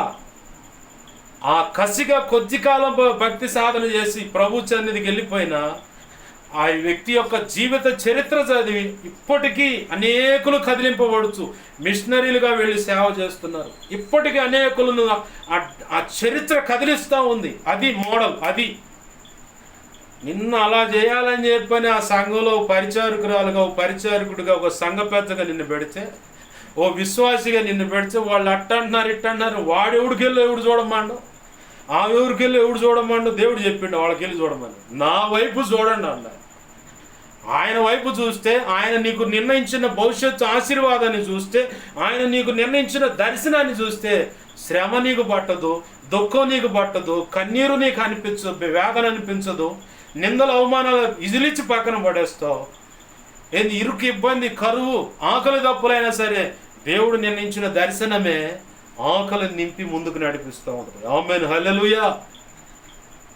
ఎంత అనారోగ్య సమస్య అయినా దేవుని దర్శనాన్ని గురిపెట్టుకుని ముందుకెళ్ళు. అనారోగ్యంగా ఉండదు నీకు. నీ కళ్ళెదుటున్న నేను ఇప్పుడు నిలబడ్డాను. గత 3 రోజుల నుంచి వెనక నడుము నొప్పి వస్తూ ఉంది. ఎందుకు ప్రభు అని చెప్పంటే అతిశయించకుండటానికి నేనే అనుమతించారా అదాడు. సరే నీ ఇష్టం ప్రభు అని చెప్పని అట్లానే నడుస్తుంది. ఇప్పుడు నేను ఎంతసేపు నిలబడతాను నేను అనుకోలే. ప్రభువే నిలబెడుతూ ఉన్నాడు. ఇంకా కొన్ని కారణాలు అనారోగ్య సమస్యలు ఉన్నా కానీ నా ప్రభు ఇచ్చిన దర్శనం, నా ప్రభు నిర్ణయించి ఇచ్చిన బాధ్యత పని ఉంది. దాని విషయమై మనసు నిలిపినప్పుడు ఈ పెద్ద వేదన, ఈ పరిస్థితులు ఏం పెద్దగా అంతుపట్టవు. ఒకవేళ నన్ను చూస్తూ నా పరిస్థితి, నా సంగతి తెలిసిన వాళ్ళు ఇంత వేదన ఉన్నా కానీ ఈయనేంటి ఇలా ఉన్నాడు, దేవుని పనులు వెళ్తున్నాడంటే మరి దేవుడు ఇచ్చిన దర్శనం. వాటి మీద మనసు పెట్టి ఆడే కూర్చుంటే మరి దేవుని పని ఎవరు చేస్తారు? మా నాయన, మా తాతయ్య. నాకంటూ పక్కన ఇంకోటి ఎవడు లేడు. నేను వెళ్ళాలి ఖచ్చితంగా. ఎంత కన్నీరైనా, ఎంత వేదనైనా, ఎంత మోగ వేదన ఉన్నా కానీ, భరించలేనటువంటి పరిస్థితులు నా జీవితంలో తారసపడ్డా కానీ ఇలిచి మొత్తం పక్కన పడేసి దేవునికి అప్పచెప్పి ముందుకు వెళ్ళాలి. కారణం దేవుడు నిర్ణయించిన పరిచర్య, ఆ సేవ. పరిచర్య అంటే సంఘంలో కొన్ని పరిచర్య బాధ్యతలు నీకు అప్పచెబుతాడు. ఆ మందిరం ఓడటమో, ప్రభు వల్ల సిద్ధపరచడం, ఆ పాత్రలు సిద్ధపరచటమో, అంట్లు కడగటమో, మందిరం తొడవటమో, సండే స్కూల్ పరిచర్య, ఏదో ఒకటి నీకు ఇచ్చుంటాడు దేవుడు. ఒకవేళ సండే స్కూల్లో ఎవడైనా నిన్ను బాధిస్తున్నాడా, దేవుడికి అప్పచెప్పు. దుమ్ము కొడతాడు, మామూలు కొడదనమాట. వాడిని మంచంలో పెట్టి లేవలేకుండా చేస్తాడు. ఆడ కూర్చున్నాయినా మగవాడినైనా. నువ్వు సరిగ్గా నిలబడితే ఆయన చేయాల్సింది ఆయన చేస్తాడు. దేవునికి మహిమ కలుగును గాక. హల్లెలూయా. ప్రభునందు ప్రియమైన దేవుని బిడ్డలారా గమనించండి. ఎవనికి శ్రమ అంటే, ఒకటి రక్షణ నిర్లక్ష్యపరిచిన వానికి శ్రమ. అలాగే భార్యాభర్తలు ఒకరికొకరు లోపడకుండా దేవుని ఆజ్ఞ చొప్పున బ్రతకకుండా ఉండే వారికి కూడా శ్రమలు ఇలా ఉంటాయని. మూడవదిగా పరిచర్య. ఆ పరిచర్యలో ప్రార్థన, విజ్ఞాపన అనేది నిర్లక్ష్యపరిచిన, దేవుడు సంఘంలో నీకు అప్పచెప్పిన ఒక సంఘ పెద్దగాను వీళ్ళు పరిచారకులు అన్నమాట, నీకు అప్పచెప్పిన పరిచర్య సరిగా చేయకపోయినా శ్రమే. దాన్ని వదిలి పక్కన పెట్టి తిరుగుతున్నా శ్రమే. ఇక రోగం మొదలైతే అది ఎప్పుడు ఆగుద్దో తెలియదు. దేవుడు ముందు మొట్టకాయలు వేసేది అట్నే. మాట వినని వ్యక్తులకి, ఆడపిల్లకైనా మగవాడికైనా, మగ పిల్లగాడికైనా అంటే యవనస్తులకి, లేదు పెద్దవాళ్ళకైనా మాట వినకపోతే మొట్టకాయలు అట్నే పడతాయి ముందు. దేవుడు నీకు నిర్ణయించిన పని నువ్వు చేయకుండా నీ ఇష్టం వచ్చినట్టు బ్రతుకుతున్నా, ఏంది నీ ఇష్టం వచ్చినట్టు నువ్వు నడుస్తుంటే ఖచ్చితంగా ఆయన మొట్టకాయలు వేస్తాడు రోగం రూపేణ. అప్పుడు అర్థం చేసుకోవాలి. నాకైతే వెంటనే బలు వెలుగుద్ది.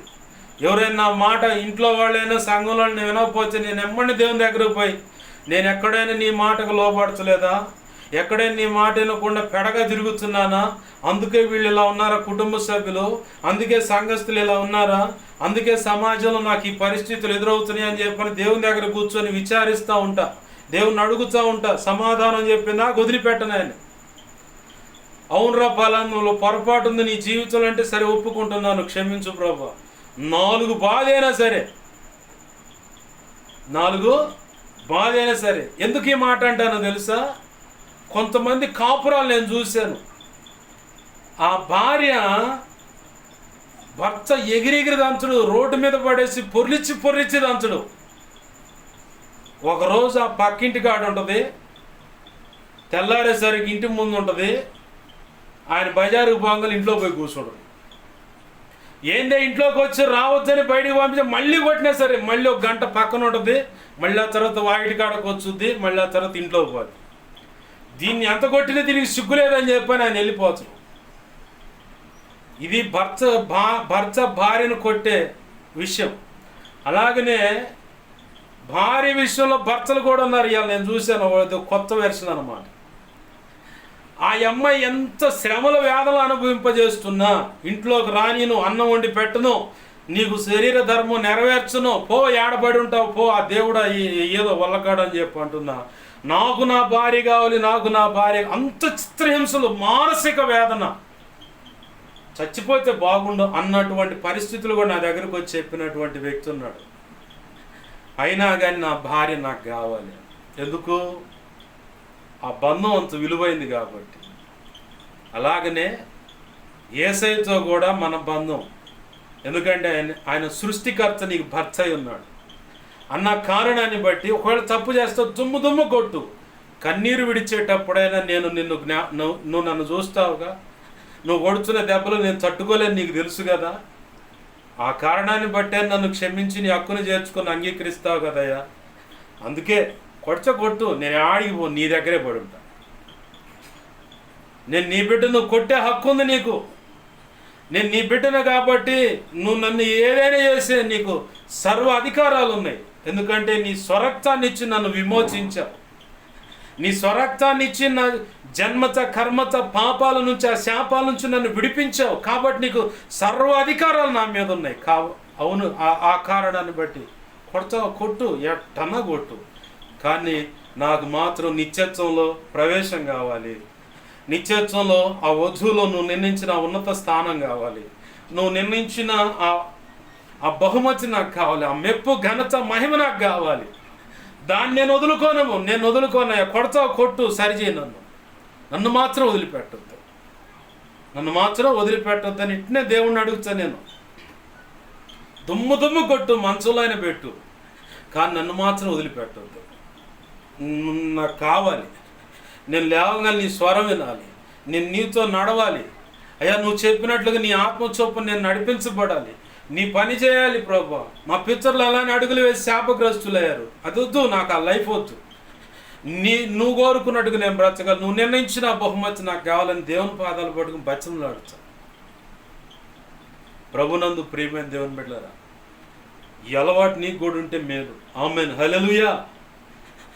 ఏదైనా లోపం ఉంటే నేను ఒప్పుకుంటున్నాను ప్రభు, నేను సరి చేసుకుంటున్నాను. ప్రభుకి ఎవరిష్టమో తెలుసా?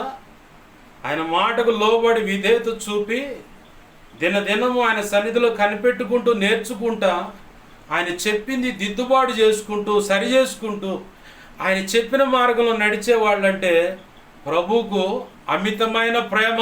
ఆమేన్, హల్లెలూయా. అలాంటి వాళ్ళే కొలత లేకుండా ఆత్మనిచ్చి, కొలత లేకుండా ఆశీర్వదిస్తాడు. ఆమేన్, హల్లెలూయా.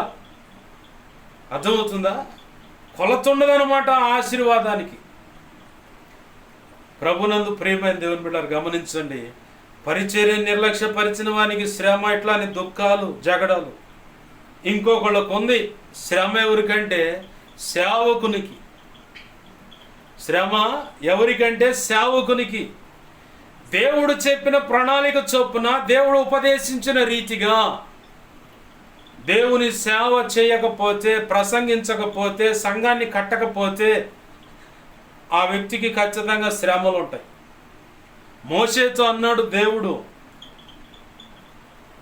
సీనాయి కొండ మీద, ఆ సీనాయి పర్వతం మీద ప్రత్యక్షపు గుడారం ఎలా కట్టాలో నీకు చెప్పాను కదా కొన్ని కొలతలు, ఆ ప్రకారంగా ప్రత్యక్షపు గుడారం నువ్వు కట్టాలి అన్నాడు. ఆమేన్, హల్లెలూయా. అలాగే క్రొత్త నిబంధనలో తిమోతి పత్రికలో తిమోతితో కూడా దేవుడు పౌలు భక్తుని ద్వారా చెప్పాడు. మీకు ఇంకా అర్థం కావాలంటే నా వెనకమాల కనపడుతూ ఉంటుంది లేఖనంలో, నా వెనకమాల లేఖనంలో కనపడుతూ ఉంది. 1 తిమోతి 3:15 ఆ సంఘము సత్యమునకు స్తంభమును ఆధారమునై ఉన్నది. ఆ పై వచనాలకు చూస్తే 15 చూస్తే, అయినను నేను ఆలస్యము చేసిన యెడల దేవుని మందిరములో అనగా జీవము గల దేవుని సంఘములో జనులు ఎలాగు ప్రవర్తింపవలెనో అది నీకు తెలియవలెనని ఈ సంగతులు నీకు వ్రాయుచున్నాను. ఆ సంఘము సత్యమునకు స్తంభమును ఆధారమునై ఉన్నది. అదే మాట వెనకమాల బ్యానర్లో కూడా రాస్తుంది చూడండి. దేవునికి మహిమ కలుగును గాక. ప్రత్యక్షపు గుడారం విషయంలోనేమో మోషేకి ఆజ్ఞాపించాడు, సీనాయి పర్వతం మీద నేను ప్రత్యక్ష గుడారం విషయంలో ఎలా నీకు కొలతలు చెప్పాను, ఆ కొలతల ప్రకారం అక్కడ ప్రత్యక్ష గుడారం కట్టాల. ఈ నూతన నిబంధన కాలంలో పౌలు భక్తుడు అంటున్నాడు తిమోతితో, సంఘములో ప్రజలు ఎలాగ ప్రవర్తింపవలెనో, సంఘము ఏ క్రమంలో ఉండవలెనో ఇదిగో నీకు చెబుతున్నాను అన్నాడు. సార్వత్రిక సంఘంలో ప్రతి సేవకుని కూడా జ్ఞాపకం చేసుకోండి. నా ఈ మాటలు ఉంటున్న నువ్వు సేవకుడు అయితే జ్ఞాపకం చేసుకో. దేవుడు నీకు నిర్ణయించి ఇచ్చినటువంటి ఆ దర్శనానికి తగ్గట్టుగా ప్రభు కొన్ని కొలతలు ఇచ్చాడు.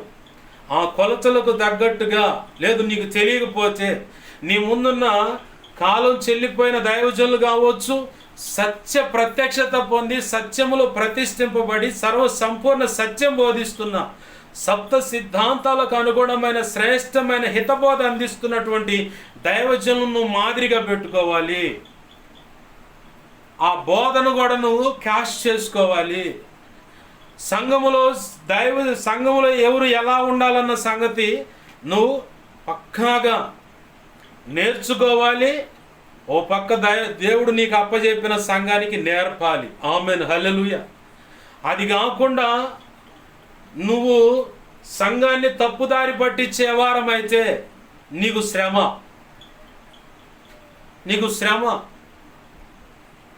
అహబు ఎజబేలు ఎవరు? ఐగుప్తిరాలు, ఒక అన్యురాలు. ఈ అహబు ఎవరు? ఇజ్రాయేలు రాజు, దేవుని ప్రజలను పరిపాలించే రాజు. సరే, అన్యురాలను తెచ్చుకున్నాడు. ఆ అమ్మాయికి ధర్మశాస్త్రం గురించి ఒకరు చెప్పి ఉంటే బాగుండు. ఆ తల్లి ఏం చేసిందంటే నీ భక్తి నా భక్తి అని కొన్నాళ్ళు కాపురం పెట్టిందట. అలా అది చినికి పెద్ద గాలివానైంది. ఎట్లయిందంటే ఈ ప్రజలంతా యెహోవా దేవుని ఆజ్ఞలను అనుసరించడం ఏంది, మన మాట మీరి పక్కకి వెళ్తున్నారు. కదిలితే దేవుడు ఈ మాట చెప్పలేదు కదా, ధర్మశాస్త్రంలో ఈ మాట రాయలేదు కదా, నువ్వు చెబుతుంది తప్పు కదా అన్నట్టుగా ప్రశ్నిస్తున్నారు. ఇట్లా కాదు, కొంతమందిని చంపైనా సరే ఒక భయాన్ని సృష్టించి, ఇదిగో నేను తెచ్చినటువంటి ఈ పోత విగ్రహాలు 2 ఉన్నాయి, వీటిని ఈ ప్రజలు అనుసరించేలాగా భయకంపితులుగా చేద్దాం, మొక్కని వాడిని కొడదాం, శిక్షిద్దాం, మాట వినకపోతే చంపేద్దాం అని చెప్పని నిర్ణయం చేసుకుని అలాగనే అడుగులు వేశారు. అలాగనే ప్రజలందరినీ ఆ 2 పోత విగ్రహాల వైపు మళ్లించారు. యెహోవా ప్రవక్తలను చంపిస్తూ ఉన్నారు.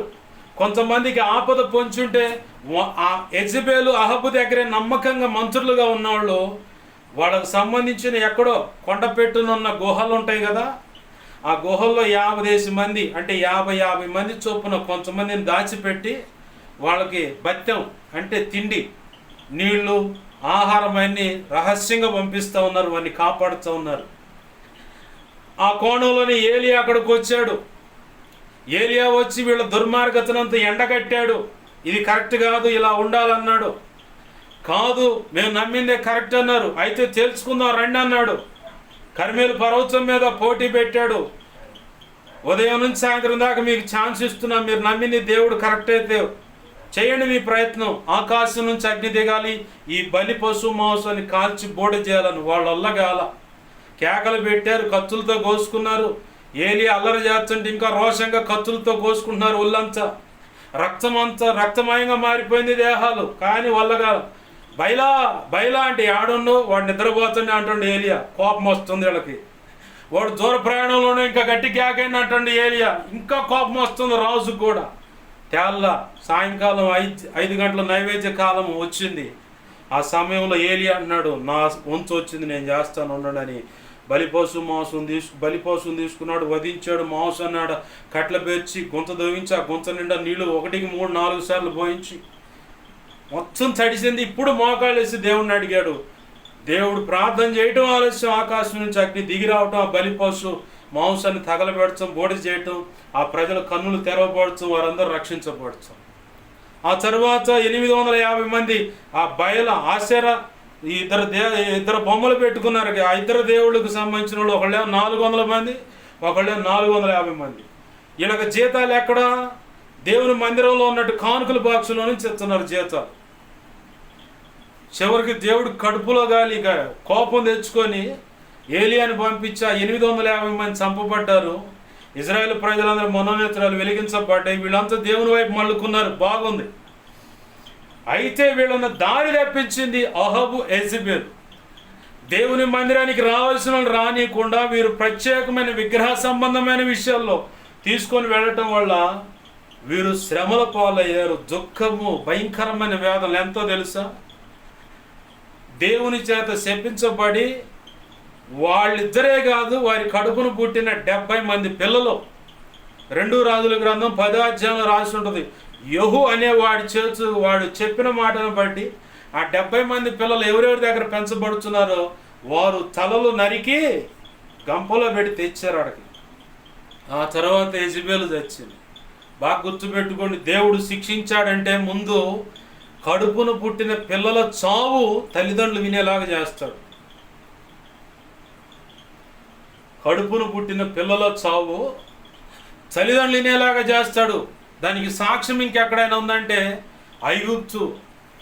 ఐగుప్తులో 9 అద్భుతాలు చేశాడు దేవుడు. ఫరో హృదయం కఠినమైపోయింది. దేవుడే తన హృదయాన్ని కఠినపరిచాడని రాస్తుంది. అయినా సరే వాళ్ళకి దేవుడు ఇచ్చిన అవకాశం కోల్పోయారు. చివరికి మనుషుల కడుపున పుట్టిన పిల్లలు ఎవరైతే ఉన్నారో మగ పిల్లలను, మొట్టమొదటి సంతానం, ఆ మగపిల్లలు మొత్తాన్ని చంపేశారు. ఆ వార్త ఎవరు విన్నారు? తల్లిదండ్రులు విన్నారా లేదంటే పిల్లలు విన్నారా? తల్లిదండ్రులే విన్నారు. పశువులు కడుపును పుట్టినటువంటి మొదటి సంతానం అవి కూడా చంపబడ్డాయి. ఆ కడుపును పుట్టిన బిడ్డలు చచ్చిన తర్వాతే ఫరో హృదయము ఆ కాఠిన్యం విడిచిపెట్టబడి మీకు దండం వెళ్ళిపోండి ఇక్కడి నుంచి బతిమలాడారు అన్నమాట. ఎవరికి శ్రమ అంటే ఎన్నోది ఇది? ఏమో పాస్ గారు అంటారు. 4వది మొదటి రక్షణ నిర్లక్ష్యం అయితే శ్రమ. 2వది భార్యాభర్తల విషయంలో. 3వది నీకు అప్పచెప్పిన పరిచర్య విషయంలో ఒక పరిచారకుడు సంఘ పెద్దగా ఉంటే. 4వది సేవకుడుగా దేవుడు నీకు నిర్ణయించిన సేవకు ఆ లైన్లోనే నువ్వు బయలుదేరాలా. నేను ఈ మధ్యకాలంలో ఒక దైవజనుడి గురించి విన్నా. మీరు పోయి కొలుపులుంటే ఆ కొలుపుల దగ్గర పోయి కొలుపులు చూసుకోండి, ఆ బలి అర్పణలు జరిగించండి, అది తినండి, ఏం కాదు. ఎవరన్నా మొక్కుబడి ఉంటే ఇది ఇచ్చింది తినండి, ఏం కాదు. మళ్ళీ దేవుని మందిరానికి వచ్చి ప్రభువులో సమీపించి ఆరాధన చేయండి, ఏమి కాదు. అహబు, యెజెబెలు వల్ల శాపగ్రస్తులయ్యే పరిస్థితి ఇదే. విచిత్రం ఏందో తెలుసా? వీళ్ళిద్దరే కాదు, ఆ రాజుల గ్రంథాన్ని చదివితే ఆ తర్వాత కొంతమంది రాజులు కూడా ప్రారంభంలో దేవునితో నమ్మకంగా ఉండి ఆ తర్వాత కొన్ని పోత విగ్రహాలు పెట్టించి వాటి వైపు మళ్లించిన రాజులు ఉన్నారు. ఇజ్రాయేలీల రాజులు ఉన్నారు కొంతమంది, యోధా రాజులు ఉన్నారు కొంతమంది ఉన్నారు. చరిత్ర చూడండి, అక్కడ రాజుల గ్రంథం మొదటి అధ్యాయం. సొలొమోను తర్వాత చూసిన అదే పక్కి కనపడుతుంది. విగ్రహాల వైపు తిరిగి విగ్రహాల వైపు దేవుని ప్రజలను మళ్లించి చివరికి శ్రమల పాలయ్యారు, శాపగ్రస్తులయ్యారు, దుఃఖము అనుభవించారు. లేఖనం అంటుంది, దైవజనుడా, ఒకవేళ నువ్వు నా మాటలు వింటూ ఈ పద్ధతులు కనుక నువ్వు కొనసాగిస్తున్నట్లయితే, దైవ చిత్తానికి వ్యతిరేకమైనటువంటి సేవా పద్ధతుల్లో నీవు గనక సంఘాన్ని నడిపిస్తున్నట్లయితే ఎప్పుడు రాలిపోతావు, సడన్గా చేస్తావు అనమాట. నిన్ను అట్ట రాలిపేసైనా సరే నీకు అప్పచెప్పిన మందని ఇంకొకళ్ళకి అప్పచెప్పి సత్యంలోకి నడిపిస్తాడు, వారిని సత్యంలో ప్రతిష్ఠిస్తాడు. సర్వసంపూర్ణ సత్యమేంటో గ్రహింపు చేస్తాడు వారిని. దేవుని స్వరక్తం ఇచ్చి కొనబడినటువంటి ప్రజలు వాళ్ళు. నీ రక్తమో, నీ తల్లి రక్తమో, నీ తండ్రి రక్తమో, నీ భార్య రక్తమో, నీ పిల్లల రక్తమో చిందింపబడితే వారు రక్షించబడలా. నీ రక్తంలో కూడా, వీరి రక్తంలో కూడా పాపం ఉంది. బాగా ఒళ్ళు మనస్సు అన్ని జాగ్రత్త పెట్టుకొని సేవ చేయాలా. పిచ్చి పిచ్చి వేషాలు వేస్తే దేవుని యొక్క మహా ఉగ్రత అనుభవిస్తారు, శాపాన్ని అనుభవిస్తారు. చివరికి వంశమే లేకుండా పోతుంది అనమాట. అంత భయంకరమైన నష్టం ఉంది దేవుని సేవ విషయంలో. జాగ్రత్త, జాగ్రత్త. నువ్వు ఎవడవైనా సరే నాకు అనవసరం, దేవుడు చెప్పమన్న మాట చెబుతున్నా. దేవుని ప్రజలను దారి తప్పించావంటే, దేవుని ప్రజలను తప్పుడు మార్గంలో నడిపిస్తున్నావంటే ఖచ్చితంగా నీ చావు తొందరగానే ఉంది. అది బాగా గుర్తుపెట్టుకో. సడన్గా చేస్తావు అనమాట. స్ట్రోక్ లాగా వస్తుందో ఎట్టనో పోతుందో నాకు తెలీదు. మరి తిరుగు లేకుండా చావు వచ్చి పడుద్ది. పోతావు, అంతే పోతావు. సరి చేసుకున్నావా? సంఘం ఎదుటి తప్పుడు ఆలోచన ఇచ్చాను కాబట్టి క్షమించండి అని వారిని క్షమాపణ కోరుకొని సరి చేసుకో. దేవుడు కృపనిస్తాడు, సరైన మార్గంలో నడిపిస్తాడు. దేవుడు ఇంకా ఉన్నతంగా ఆశీర్వదించి ఆయన కృపలో వర్ధల చేస్తాడు. కాదు మొండికేసావా, పిట్ట రాలిపోతారు ఒక్కొక్కడికి చిన్నగా. వంశమే లేకుండా ఊడ్చిపెట్టేస్తాడు. నీకు అప్పచెప్పిన మందన తీసుకెళ్ళి ఇంకో సంఘానికి అప్పచెబుతాడు. యేసయ్యకు నష్టమే లేదు, నష్టపోయేది నువ్వే. నిత్యత్వాన్ని కోల్పోతావు, నిత్య నరకానికి పాలవుతావు. కారణం ఏందో తెలుసా? సంఘాన్ని దేవుని మార్గంలో కాకుండా నీ స్వచిత్తం ఇలాగన్నా సంఘాన్ని కాపాడుకోవచ్చు నీకు చెప్పాడు ఆ దేవుడు. మోకరిచ్చి ప్రార్థన చేయి. వచ్చేవాడు వస్తాడు, పోయేవాడు పోతాడు. రెండు రకాలుగా రాజీ పడి భక్తి చేసేవాడు వాడు అట్నే పోతాడు. వాడికి ఏముండదు, ఆమెకేముండదు. రోషంగా ప్రభు కోసం నిలబడు. ఒక్కడైనా దేవుడిచ్చి ఆ ఒక్కడనే 1000 మందిగా చేసి ప్రభు ఆశీర్వదిస్తాడు. ఆ నిరీక్షణ, ఓర్పు, పట్టుదల కలిగి ప్రభు పాదాలు పట్టుకొని సేవ కొనసాగిస్తే ఒకనాడు ఖచ్చితంగా నా ప్రభు ఆశీర్వదిస్తాడు. మందను చూసే, మంద ద్వారా వచ్చేటువంటి ఆ ధనము, బియ్యాన్ని చూసే నిర్లక్ష్యం చేయమాక రోషం కలిగిన ప్రభు సేవని. నిత్య నరకపాలు అవుతావు. భూమి మీద వంశమే లేకుండా ఊడ్చిపోయబడతావు. జాగ్రత్త సుమే. ఇలాంటి వాళ్ళకు కూడా ఇదే ప్రభు అన్నట్టుగా ఇప్పుడు చెప్పబడినట్లుగా ఎవరికి శ్రమ అంటే, ఎవరికి హేతు లేని, ఎవరికి శ్రమ, ఎవరికి దుఃఖం, ఎవరికి జగడములు, ఎవరికి చింత, ఎవరికి హేతు లేని గాయములు, ఎవరికి మంద దృష్టి అంటే ఇదే. దేవుడు నీ సేవను బట్టి దేవుడు నిర్ణయించిన శాశ్వతమైన ఆశీర్వాదము, నీకు నిర్ణయించిన మెప్పు, ఘనత, మహిమ, బహుమతులు నువ్వు గుర్తించకుండా ఒకవేళ సైతానుగాడు మంద దృష్టి కలుగు చేశాడేమో, రా బయటికి రా, ఇదిలిచ్చుకో, మోకాళ్ళేసి ఉపవాసం ఉండి జరిగిన పొరపాటునప్పుడు పశ్చాత్తాపడు పూర్ణ హృదయంతో. నీ వస్త్రాలు కాక నీ హృదయాన్ని చించుకొని ప్రభు పాదాలు పట్టుకొని బచ్చమలాడు. క్షమిస్తాడు నా ప్రభు.